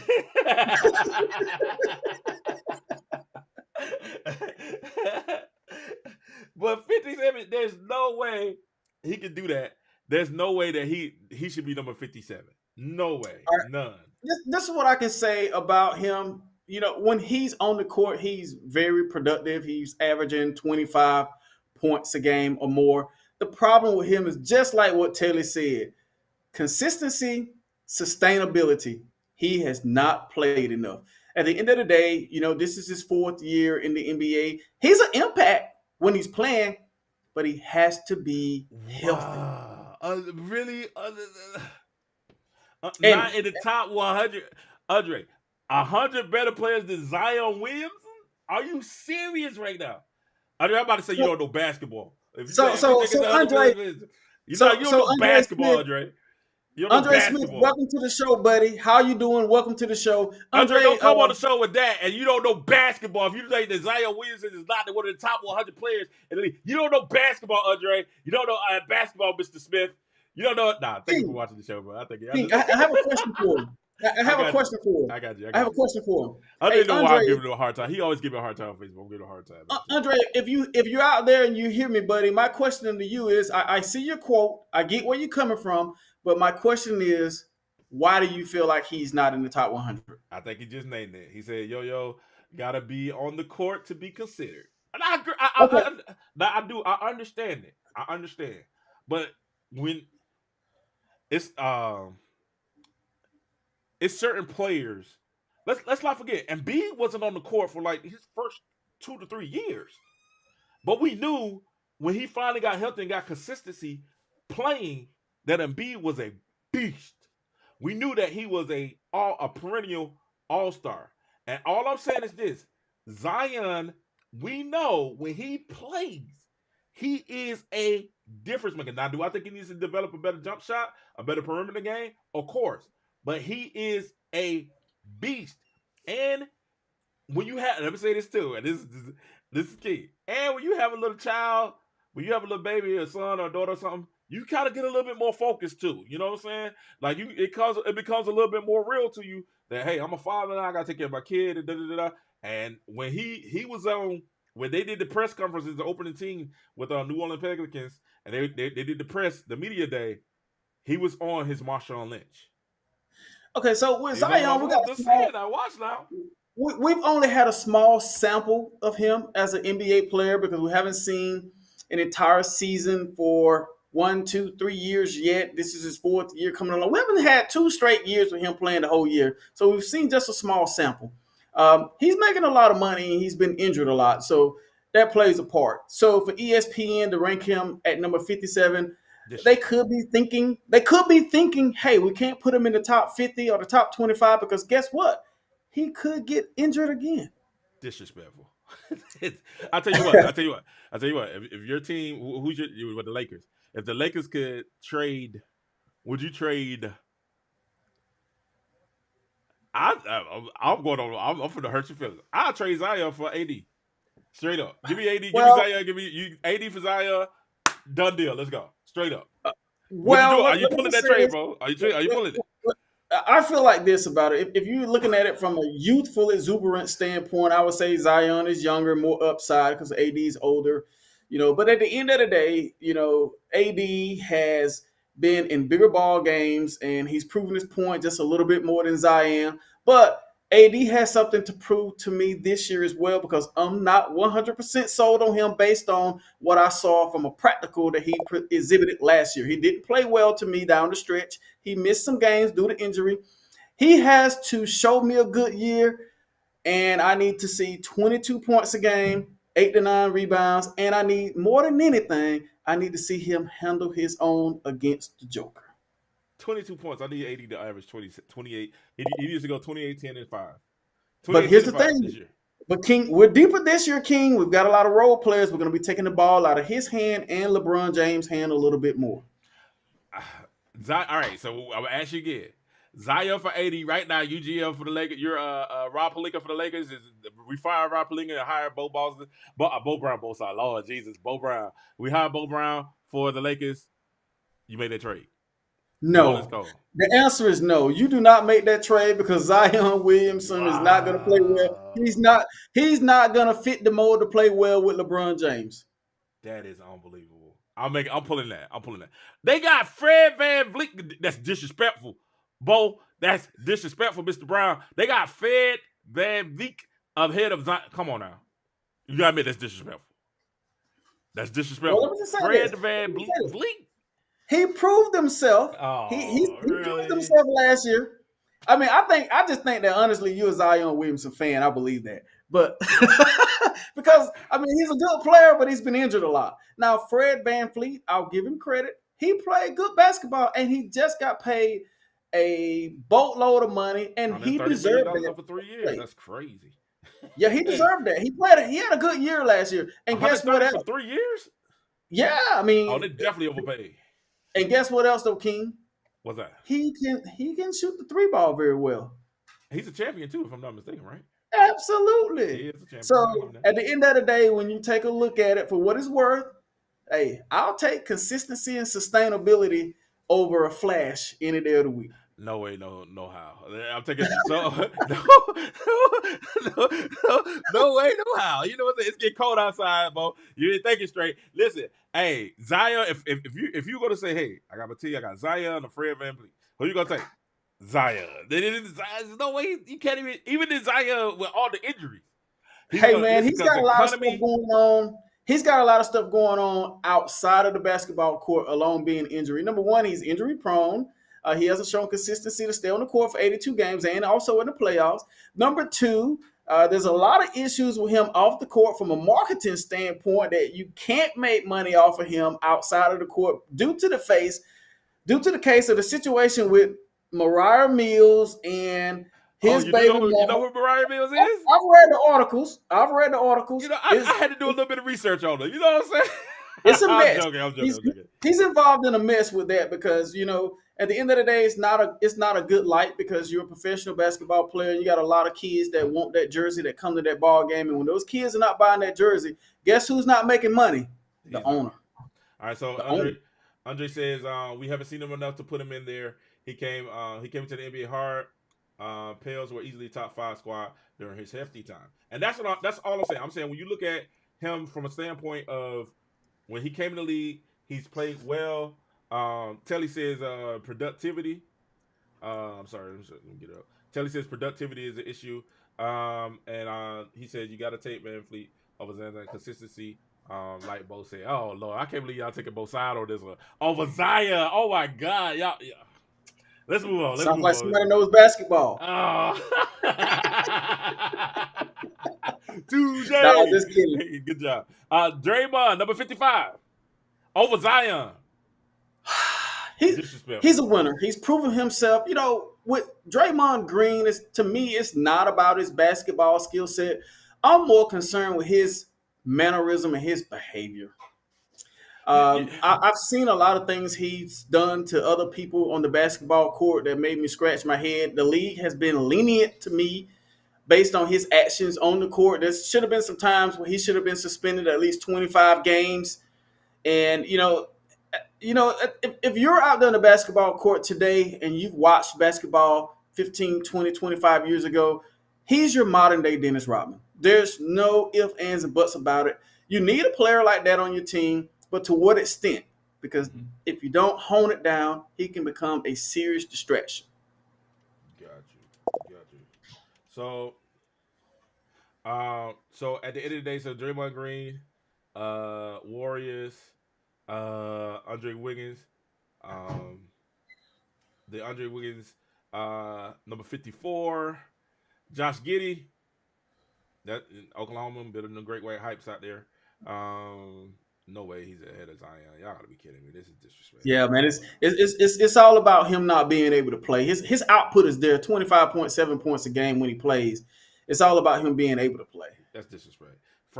This is disrespectful. France Wagner, no. Aaron Gordon. Yes, I like Aaron. Aaron Gordon, that's about right. I can see that. He had a good year last year playing with the He did. All right, so let's keep going. We have number 50, Jared Allen, rim protector, great defensive player, explosive around the rim. I can see that. DeAndre Ayton, I think DeAndre Ayton has a chip on the shoulder. He has something to prove this year. Definitely. What do you feel about that? Well, you know, I want to see him develop more. I mean, yeah, he's a shot blocker. He can rebound. He can drive to the basket in the open court. But can he hit consistently a 14 to 6 foot jump shot? And if you're DeAndre Ayton, man, you're 6'8 to 6'11. I want to see you back somebody down and start learning how to develop how to spin and shoot off of each shoulder. Because you need that if you're that tall. And that benefits you. I think he's gonna play with a chip on his shoulder. Him and the coach didn't get along well, so this has helped. I think. Oh, I definitely. Once again, I agree with you that they're looking at the availability with the rankings of these players because there's no way LaMelo Ball should be number 48, and it's only reason you put him at number 48 is because he was hurt last year. He's hurt. He's All-Star. Come on, man, you can't do that. You know what I'm saying? So, hey, he's an exciting player to watch. He can score the basketball, and he can drive, and he can pass it. He can create opportunities for other players. He's an exciting basketball player to watch. The thing about him is he's young, but I wouldn't be surprised within the next 5 years that this kid, whether it's in Charlotte, which is a small market, or a big market, I like won't be surprised if I'm sorry, say that again. Like the Lakers.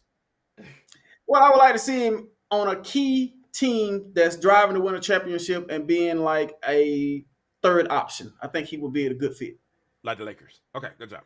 Especially if we trade for Zion. If I'm the GM, I'm trading for LaMelo, I'm trading for Zion, and we off to the races, baby. And I might bring Lonzo back. So we'll be off. No, don't bring Lonzo back. No. We might bring Lonzo back. You know, no, we can't bring him back. I'll take LaMelo. I think he'll be a good asset. All right, Victor Wembanyama. I got to say this. A lot of people hate on Wemby, but I like him. I like him a lot. I think he's phenomenal. I think he has an opportunity. I like his mentality. I like his game. I like the length. Last night he got beat off the dribble, and I'm talking about he backhand swiped for a block that was. Where's he ranked? What number they got? 47. Number 47. See, I got a problem with that. Okay. And nothing against him. Because I think the kid is going to be I think he's going to be a Larry O'Brien championship winner somewhere down the line. Okay. But I got a problem with that right now. What's the problem? You shouldn't be in the top 25, top 50, top 75. Has not played in a regular season NBA game yet. You haven't earned that distinction. You got to earn your way before you get ranked in the top 50. I think this is all speculatory that maybe there's a possibility that he's this type of player. But he hasn't shown that he can play in and out 82 games a year. Who's to say? He may be the next Sam Bowie. He may be the next Zion Williamson, somebody who can't stay healthy. I need to see the consistency. You're a rookie. You haven't played your first game yet. You don't deserve to be in the top 50. You have to earn your way. Well, you're being consistent in what you're saying. The best ability is availability. So I'm with you on that. So I get it. But I like the kid's game. I think he could be a superstar. I agree with you 110%. Chris Middleton, number 46, injury prone. He's been injury prone too the last couple of seasons, and I think that's hurt Milwaukee. But this year, him, Dame, Giannis should be interesting to see, and all Giannis's brothers. It's going to be very interesting because you can easily say when they won the championship that year that he was just as instrumental as Giannis.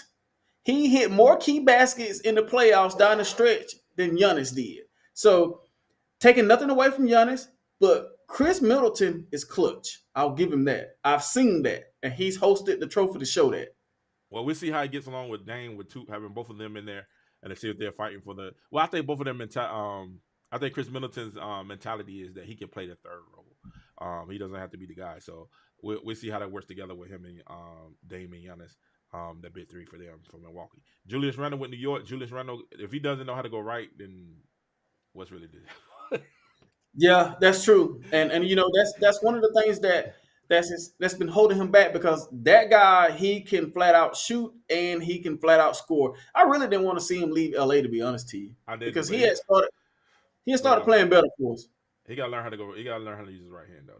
He does. He does. Right, and it's killing him. CJ McCollum, that's who we were talking about yesterday. That with the Blazers up to 44. That's about right. I like that. I think he's gonna have a decent year this year. Also, but like you said, I think New Orleans' success depends on who else. Zion Williamson. CJ is a smart player. He's a cerebral player. He fit in and scores when it's needed. He makes the right passes. He don't turn the ball over a lot. He's a system player, and he can shoot the ball as well. Also. All right, so we got CJ. We're going from CJ to James Harden, 43. I would say this is disrespectful, but I heard James Harden is coming in about 20 pounds over. He's pulling that Houston stuff again. So, I'm gonna have to take a swallow of water before I talk about him. James Harden coming in. So now, if anybody, he should be up in the 9. I feel like he should be under Zion. I think Zion should be ahead of James Harden because he's going to be a malcontent all year. Now, if anybody's questionable for this year, come on now, Bo. If your reasoning for having Zion and Wambiana, I call it Wambi, having them down and saying availability. Come on, James Harden is a malcontent right now. He's really it's gonna. We don't know what we're gonna get from James Harden this year. Wherever Russell Westbrook is, he should be somewhere within the same ballpark. But I'm gonna say this about James Harden. First and foremost, I understand that you got an issue with Philadelphia. Mm-hmm. However, those things should be kept in-house. There's no need to go public and call a GM, someone in the front office, a liar. If he lied to you, he may have lied to you, but those things you keep in-house. And you fix those things in-house, or you go your separate ways in-house, but you don't put that into the public. That can hurt him from having an opportunity to be traded to another team because other GMs will say, hey, I don't want him on my team. I don't trust him. If I say or do something wrong, he's going to be outlandish to the public against me. So that's a turnoff from a GM to actually trading or signing somebody, paying them millions of dollars when everybody's job is on the line because now this is corporate. However, to me, James Harden, more than anything, he's a liability defensively. That's where he struggles at on the defensive side of things. He's getting older. He's getting slower. I think Maxey need to have the keys to the offense. He's a much better player at point guard coming up these days. He showed well at the end of the season last year. And I think James Harden probably is going to be a journeyman. And I think he may just need to move on and be like a third option, not even a second option. I think he needs to play the role like Chris Paul moving forward. All right, Andre said we don't know what we're going to get from Harden any year. He's one of my favorite players, though. So I mean, I agree with you. I think we don't know what we're going to get. We don't know. Speaking of Maxey, they did put Tyrese Maxey in front of James Harden at 42. Great job. I like his attitude. I like his poise. He's a great young player. Klay Thompson. Now this has to be a big bounce back year for Klay. He's looking to have a big bounce. Now, from what I'm hearing, like I said, I got a little whispers in that camp over there. From what I'm hearing over there, they say Klay is on a mission. They say Klay looking like Klay. If Klay is looking like Klay, ooh, you're talking about the guy who was supposed to have been a Laker, but David Stern blocked the trade. Hey, you know these. Chris Paul was too, so David Stern had a tendency to do that. Evan Mobley, nice player. I don't think he should be up this high though. I like him. He's a good player, and he can ball. I just don't think he should be up this high. Not that. He hasn't proved enough yet. Give him a little bit more time. Give him a little bit more time. He did play well for the Cavs, and the Cavs had a good year, a decent year at the beginning, and kind of fell off at the end. I said give him a little bit more time. He has a chance now. He's another one of those tall, lanky kids that can get it done around the rim and got a little outside perimeter game also. So how many points did he average last year? I'm trying to see if they have it up here. I don't have how many. We have to look that up. We'll see if we can get that for you. It doesn't say up here how much he averaged last game, but I know he had a pretty decent season. No, he was okay. All right, DeMar DeRozan, that's about right. Same thing, health. But I see that they are using health. Jack Levine, I think he should be a little bit higher, but he's 27 last year. This year 38. I think he should still be around the 28 spot, but I'm not too upset with that. We see they both had injuries last year also, so I think they have. Yeah, that's true. So 27, 5, and 4. That's pretty nice. Bradley Beal at 37. Are y'all serious?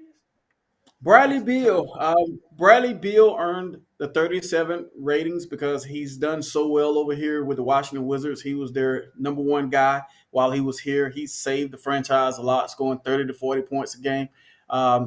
So he can score. He can flat out score the basketball easily. He is not a 1, but he's a 1B.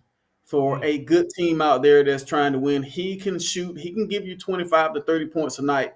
He's a great shooter. So the thing with him, he just needs to get with a good scorer. And now he's over there with KD. It's going to be interesting to see how this pans out.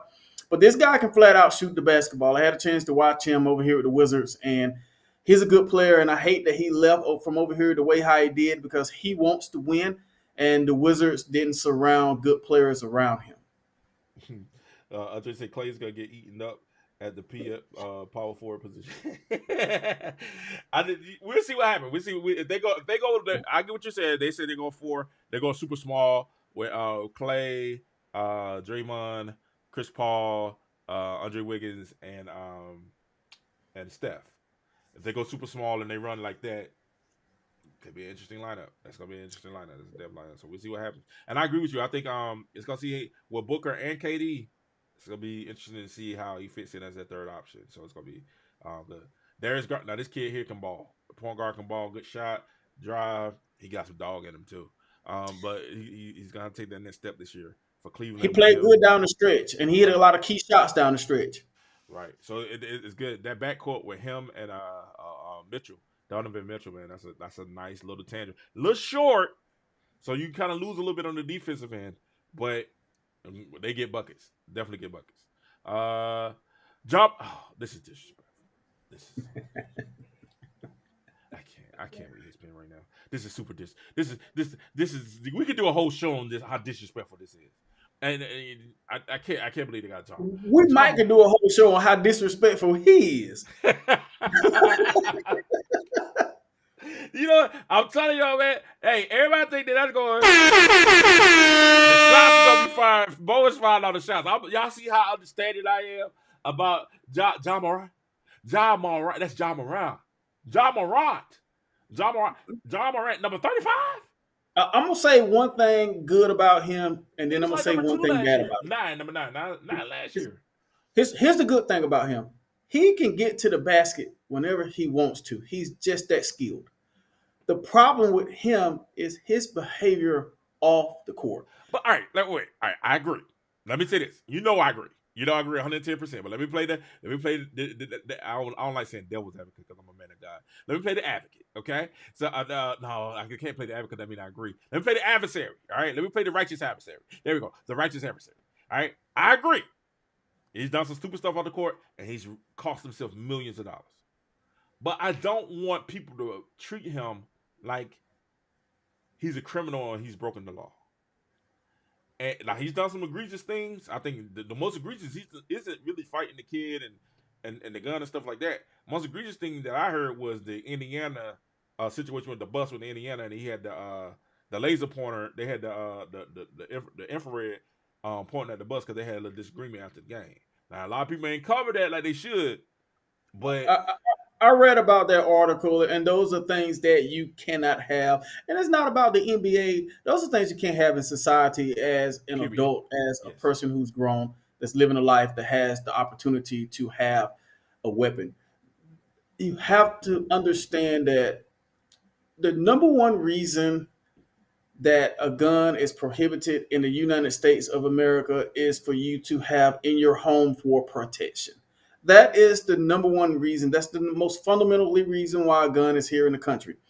If you use it otherwise, and if you're taunting it, then you're not being productive and you're not thinking from a mental standpoint.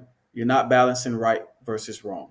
Ja Morant, to me, I want to see him become a very successful kid in the NBA and do well. I don't want to see him ever being posted on the video with a gun again, because I do think the NBA is going to be extremely harsh on him, like a year suspension or ban forever. But I do want to see him fix that and focus on basketball, because his potential has still been untapped. But they got him at number 35, Bo. I get what you're saying. I agree with everything he said. But he's at number 35.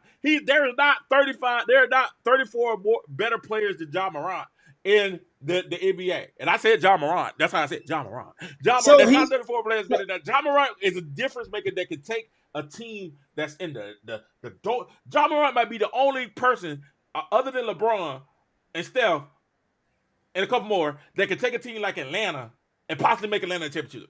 Take it to finals. I don't know. But my question with Ja Morant, will he be there?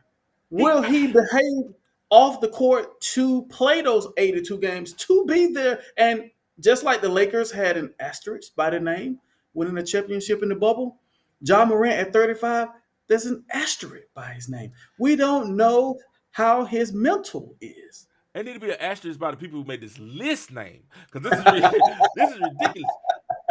I get what you're saying. Off the court matters, right? And it does hurt me. Like I said, I think they are sticking. I think you're right. They are sticking with availability. And we're gonna end it with Ja Morant. We'll end it with Ja Morant, and we'll come back and finish it in the next show. I think off the court matters, and I think you're right to say, hey, he's not gonna be there for the first 25 games of the year. That's a big deal, right? Which it eliminates him from getting any award as far as player of the year, first team, anything. So that's hurting him more financially because he has bonuses that if he becomes all NBA team, first defensive team, second NBA, third, the all teams, he gets bonuses based upon that. And it actually affects him getting a max contract also. So he cost himself some money with his actions, and I think he's paying a significant price with his actions. But I don't want people to treat him as if, even though he's, I'm about the hood, he's been at the hood rich, and I'm about the black opulence, right? But even though in that balance of that situation, at the same time, you cannot take away from when he's on the court, he is a top 10 and possibly a top 5 player in the NBA when he's on the court. Definitely top 20. But his availability, we're talking about a guy who's not going to be there for the first 25 games. And honestly, Memphis is a low market team. So they need all of the marketing strategies that they can get. This is taking their positives and going into the negatives. Memphis is not too far from Chicago with crime. So Ja Morant, as a young man playing in the NBA at the Pyramid in Memphis in a low marketing team, if he just goes out and play basketball, win games, Ja Morant is the mayor of Memphis unconditionally. However, those are things that, he has to be able to correct. But I will say this.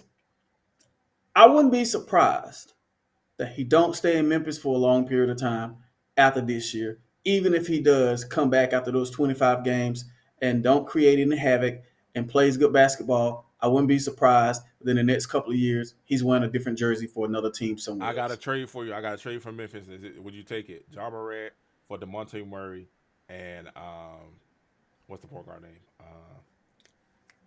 What's the Atlanta point guard? The short point guard. Trae Young. Trae Young. Ja Morant and DeMonte Murray for Trae Young. No, because Memphis is not that far from Atlanta. I would say no, I would not. I think he needs to go somewhere out in the West. I would love to see him playing for somewhere. If you're the Atlanta Hawks, you're not getting Ja Morant. No. Ja Morant has baggage. We're talking about a guy that's suspended right now. That's a risk. That's a risk. You may be more strict. You may be more strict than I am, bro. That's hard to believe. I'm pretty traditional. King, you gotta think about it.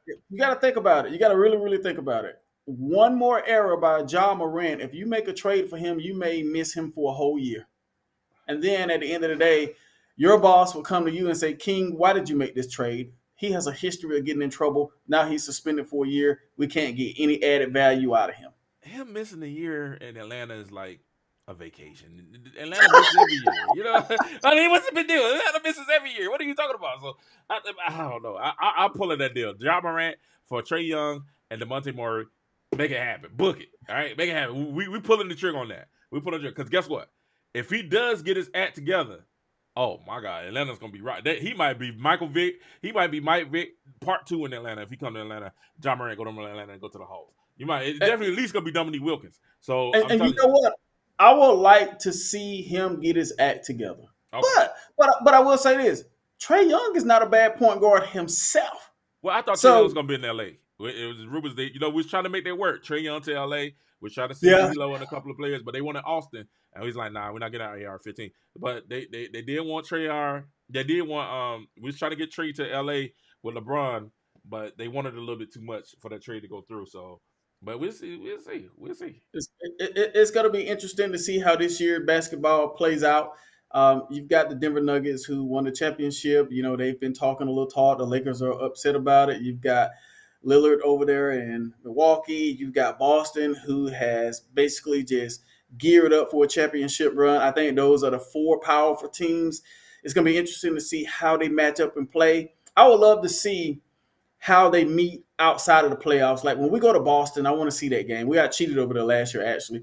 I want to see that game this year. I want to see how Milwaukee fares when they play Denver. I want to see how Boston fares when they play Denver. I want to see all four of those teams outside of the playoffs. So I need to get a flight. I need to get a flight and get some. We need to get some tickets to go to the DC.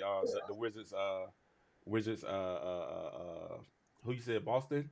I don't want to see Boston play. I go see the Lakers or I see. I want to see Memphis play either. I'll see the Wizards. The Wizards Lakers. Let me know what the Wizards Lakers. I can roll up there and get a flight, get a hotel. You know what I'm saying? I'll let you know. I'll let you know. All right, let's get it. All right, so listen, y'all. We thank y'all. I'm not gonna put you in the spot to say who you got winning the championship. Oh, who you got reference? When we go to the next show, be ready to have your Eastern Conference and your Western Conference Finals teams next show. All right, good deal. Good deal. All right, so we thank y'all for tuning. We got one more session. We got to talk about DEION. We'll be right back, right here on the unnamed. We don't know the name of the show is, y'all. We working on. We still trying to figure out. We'll be right back here on the unnamed sports show.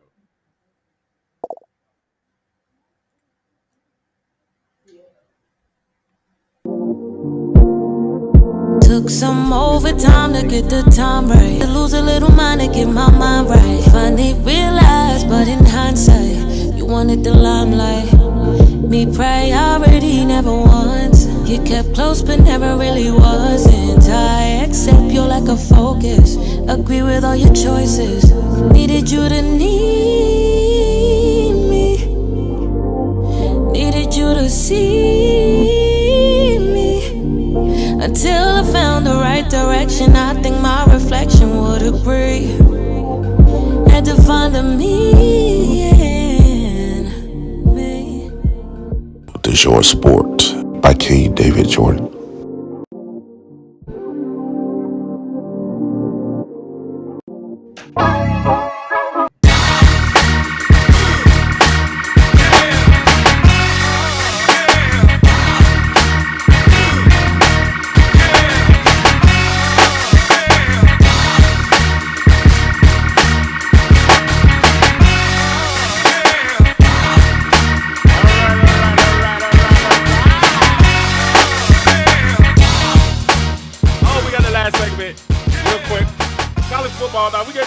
College football at the beginning of the show. We talked about how Florida State doesn't want to play Alabama, right? Like Florida State doesn't want to play Alabama because they get beat up by Alabama. Hey, we thank you guys for joining us on the Unnamed Sports Show right now. It's King Joe with my host Bo Breezy in the building. Deion Sanders, an article just came out. Deion Sanders, they're talking about Deion Sanders going to the bowl game. Now we know that Colorado is now 4 and what? 2? 4-2? I think so. 4-2. Colorado's 4-2. They just had a big victory last weekend over Arizona. So, in the last minutes of the ball game. With Shedeur Sanders. Now, I think which makes them 2 games from being bowl eligible. So, there are 2 games for being bowl eligible, which would be a fantastic. I think that would be fantastic if Deion pulled this off in their first season. How you feel about that, Bo? I think it would be phenomenal. I mean, at the end of the day, Deion is taking over a team that went 1-11 last year, and even if he loses a bowl game, it is a winner all the way across the board because the team, the conference, will receive interest. Along with that, it can help him on the recruiting trail. So it's a win-win all the way across the board for Deion to play in a bowl game. And also for TV ratings, it's fantastic. I would love to see Colorado play in a bowl game. I don't care if they win or lose. I just want to see them make a bowl game. And to me, that is the catapult that shows that they're headed in the right direction. They can go into a recruit's house and say, hey, kid, last year we went 1-11. This year we went to a bowl game. We need you on our team to help us win a bowl game next year. and then possibly down the line to win a national championship. So Deion Sanders saying that he's not concerned about Colorado making a bowl game. Those are the things that the media is going to hear. But deep down inside, he won't tell that to his team either. But within his small circle, the board regents and the chancellors and presidents, and also within him and his sons, Deion Sanders is advocating for them to make a bowl game. Well, I think the big thing that we have is the fact that Deion, when we're looking at what Deion has built there, going from 1-11 now to already winning 4 games this year, I think he's building something there. I told people to have just kind of measure their expectations for Deion this year. He doesn't have all the players. He doesn't have everything that at his disposal yet. And he hasn't had a full year of recruitment to actually recruit all the players that he wants. I don't know if you heard, they just got a big D lineman. He's a 4-star D lineman that he just committed to Colorado this week. At the end of the day, I think it's very important that first of all, I heard, this is what we're hearing and what has been reported, that the Peach Bowl was at the USC game. No, was it the USC? It was the USC game. They were at the USC game. And they were interested in bringing Deion Sanders to the Peach Bowl. Now, if we go to the Peach Bowl,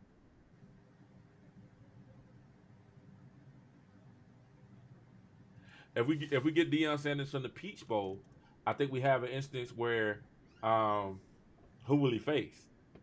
And normally the Peach Bowl would be the person that's out of the SEC. they like grabbing the team from the SEC and put in the Peach Bowl because it's in Atlanta. You know what I'm saying? Those things. Now, could you imagine if Colorado and Deion Sanders make it to the Peach Bowl? They got to win 6 games. They got to get bowl eligible. And really probably 7 to give them a great chance. But if they become bowl eligible, Deion Sanders and Colorado Buffaloes and Atlanta, Georgia at the Mercedes-Benz Dome at the Peach Bowl, how would you feel about that game there? I think it's gonna be sold out for one, and number two, it may be close to a record breaker for viewings on national TV. Another thing that I want to flip the coin that we haven't discussed about that is that you're taking Deion Sanders and bringing him into the backyard of Georgia, into Atlanta, Georgia. So basically, you're taking Deion Sanders and giving him an opportunity to start recruiting players from the state of Georgia, which is a hotbed for college football. So they also signed a kid from Valdosta a couple of weeks ago. He's a 3-star, but he's 6'2", 250.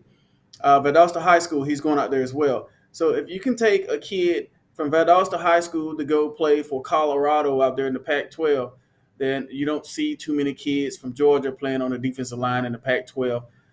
There's one, Romello Height. He's a Dublin native. He's out there with USC. He's doing phenomenal things out there. So keep up the good work, Romello. But another one from Valdosta going out there, 6'2", 250, coming off of the edge. Teams like Colorado State wouldn't be able to compare. So it'll be like playing somebody from Georgia on the defensive line, but playing for Colorado. So Deion Sanders is coming in the backyard of Georgia, and he's going to have an opportunity to recruit kids if he plays in that game or coaches in that game over there in the Mercedes-Benz Stadium. It's a huge deal. I think it's a huge deal, Deion Sanders. We've seen that not only the social impact, we've also seen the economic impact that he's had in Colorado going there. First, the impact that he had in Jackson State University, now the impact he's having in Colorado. I think a lot of people, I didn't know Colorado played on TV like that. A lot of people have been tuning into games. He's been breaking records. Pretty much every week he's been breaking records as far as viewership and people streaming the game and want to see it. They're interested in this team, and this team, for the most part, has been winning. So they got a tough game coming up this week, and then next week I think they got a bye week. Then they play UCLA, which could be the game that gets them. They play Stanford this week, and then they got an off week. Then they play UCLA, which could make them bowl eligible. I think that's on the 28th. So you're talking about early 28th. If they win this week, then they can play UCLA, which is another winnable game. They have a shot to be bowl eligible. And I think a lot of detractors of Deion that don't like him, oh boy, they hoping he lose. They hoping he lose the rest of the season. They're like, please lose, please. They believe we believe we can lose. we believe, right? So you have detractors, you have both sides. I think if he pulls this off, I didn't think he was going to do it. I'm gonna be honest with you. I said Deion would probably be. I will take you off the screen when I said this. I ain't want you to catch that, boy. I think Deion would probably be 3. I had him 3-8. 3. What did they play? 12 games, 11 games. I'd be like winning 3-4 games. But for him to now be at 4, because I didn't see him beating. I'm gonna be honest, I didn't see him beating TCU, and I didn't really see. I thought Nebraska would probably beat them. So I didn't see those 2 games, but now he has a shot. Well, he's exceeded expectations. And King, I hate to say it, but I'm on the same path with you on this one. I only saw him winning 3 games too. Right. But he has, because you know football. Now, go ahead. And the thing about Deion is, I'm actually happy that he's won more than I projected, and I want to see him win more football games. But he's trying to win with the talent that he has, and he's doing a phenomenal job of coaching the kids and mentoring them. But he's working on something bigger down the line. He's already brought in Warren Sapp, who's going to be coaching that defensive line next year. And he's beefing up with the 4-star, as you mentioned, and the 3-star guy from Valdosta. So he's creating a front wall. And at the end of the day, Deion Sanders is going to be going to put pressure on opposing teams' quarterback with a defensive line that's comparable to the SEC out there in the Pac-12. And that's going to be very interesting down the line. I want to bring up something, and not I don't wish anything, but I think something we do have to pay attention to, and we're gonna go down. I'll go down the schedule first. They play Stanford this week. That's at Colorado. They play Stanford at Colorado. Then they play UCLA at UCLA. They play Oregon State. I think that's at Oregon State. Then they play Arizona. That's at Colorado.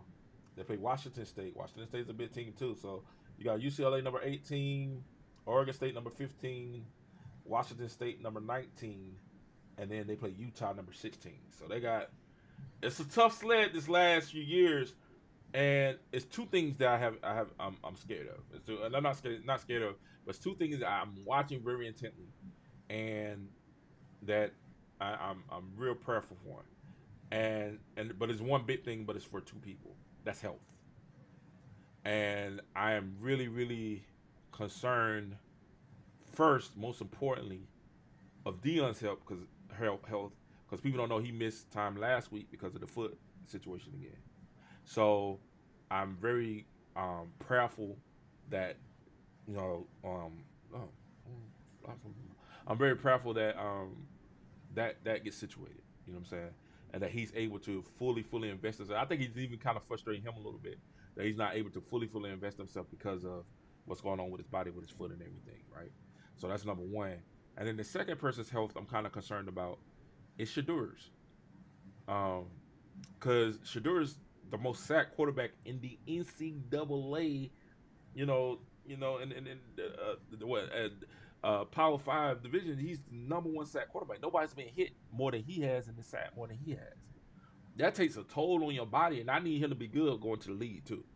You know what I'm saying? So I'm very concerned about health in a sense. Travis Hunter hopefully will come back this week. If not this week, definitely after the bye week. Deion said he wasn't going to try to rush him back. They're hoping to get him back this week, but they'll definitely be back for the UCLA game for that home stretch, the last 4 games. I would probably sit him this week so he'd be healthy for those that 4 games where he's playing. At the last 5 games, 4 out of 5 were ranked opponents. But those are the things that I'm concerned about. The offensive line keeping Shedeur, Tupac Shedeur, keeping him healthy and on his feet, and keeping him balling. And I'm really, really concerned. I just have prayers for Deion and his foot and his leg, and hoping that doesn't be cause him not to do the things that he really, really do. Because a lot of people, and he's not one to make a excuses. But that's something that I've seen, and I know even the media didn't really report about it that much. That he missed media day last week. He missed some practice last week with the injury, with what he has going on with his body, with his foot and everything, with the blood clots in his foot and stuff, and his toe and stuff like that. So we're just keeping him in prayer. Those are two things I have. Go ahead, bro. I wish the best for Deion. I hope that he can finish out this year and coach as many years as he wants as a college football coach, and without having the pain in his foot or his leg. I wish the best for him. We pray that he works out well and everything goes well with him.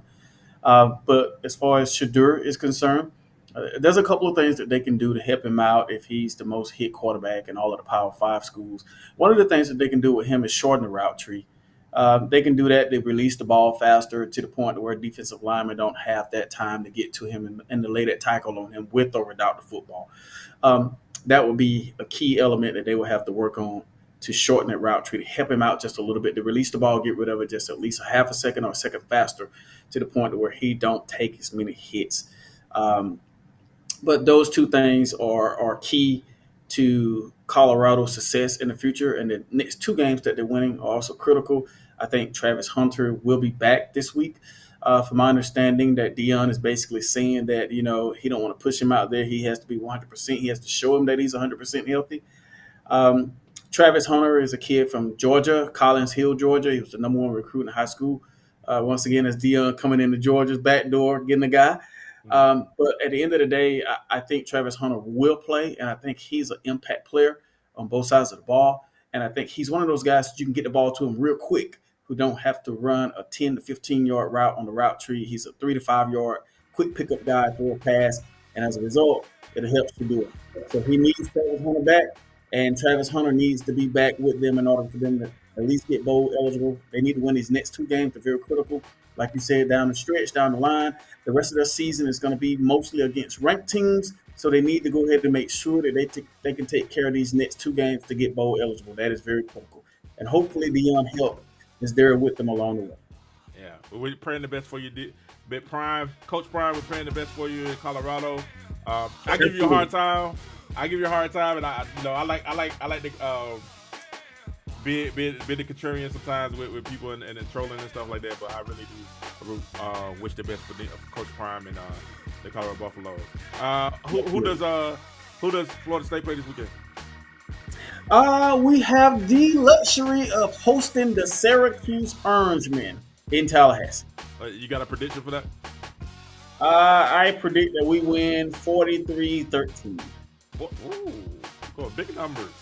Well, the Roll Tide plays. We play Arkansas. Okay. And they always play us tough. I have us winning 28-13. All right. I got a question for you. Okay. Is Georgia a true number one? What? I can't believe you asked me that question. I can't. I just, I don't even know why you asked me that question. I asked you that question because I see a bunch of red helmets behind you. No, that ain't Georgia helmets though. You know that's a tie. That's not. I know. That's why I asked.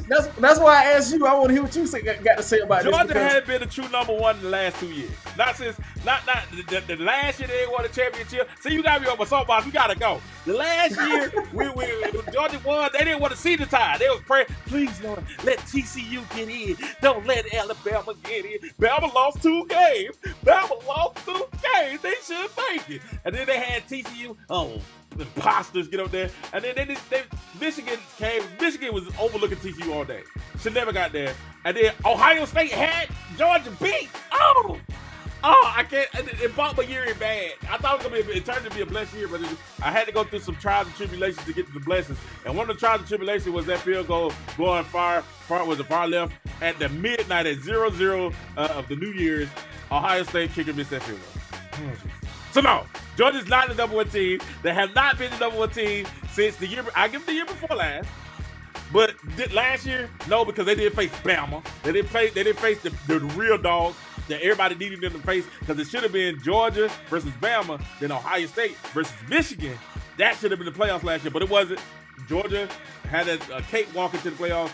once that guy luckily missed the field goal, and the music ran out, man. We got to go, no, Georgia's not the number 1 team. We got to go. Thank you, Bo. Thank everybody for listening, Bo. You want to say thanks to everyone?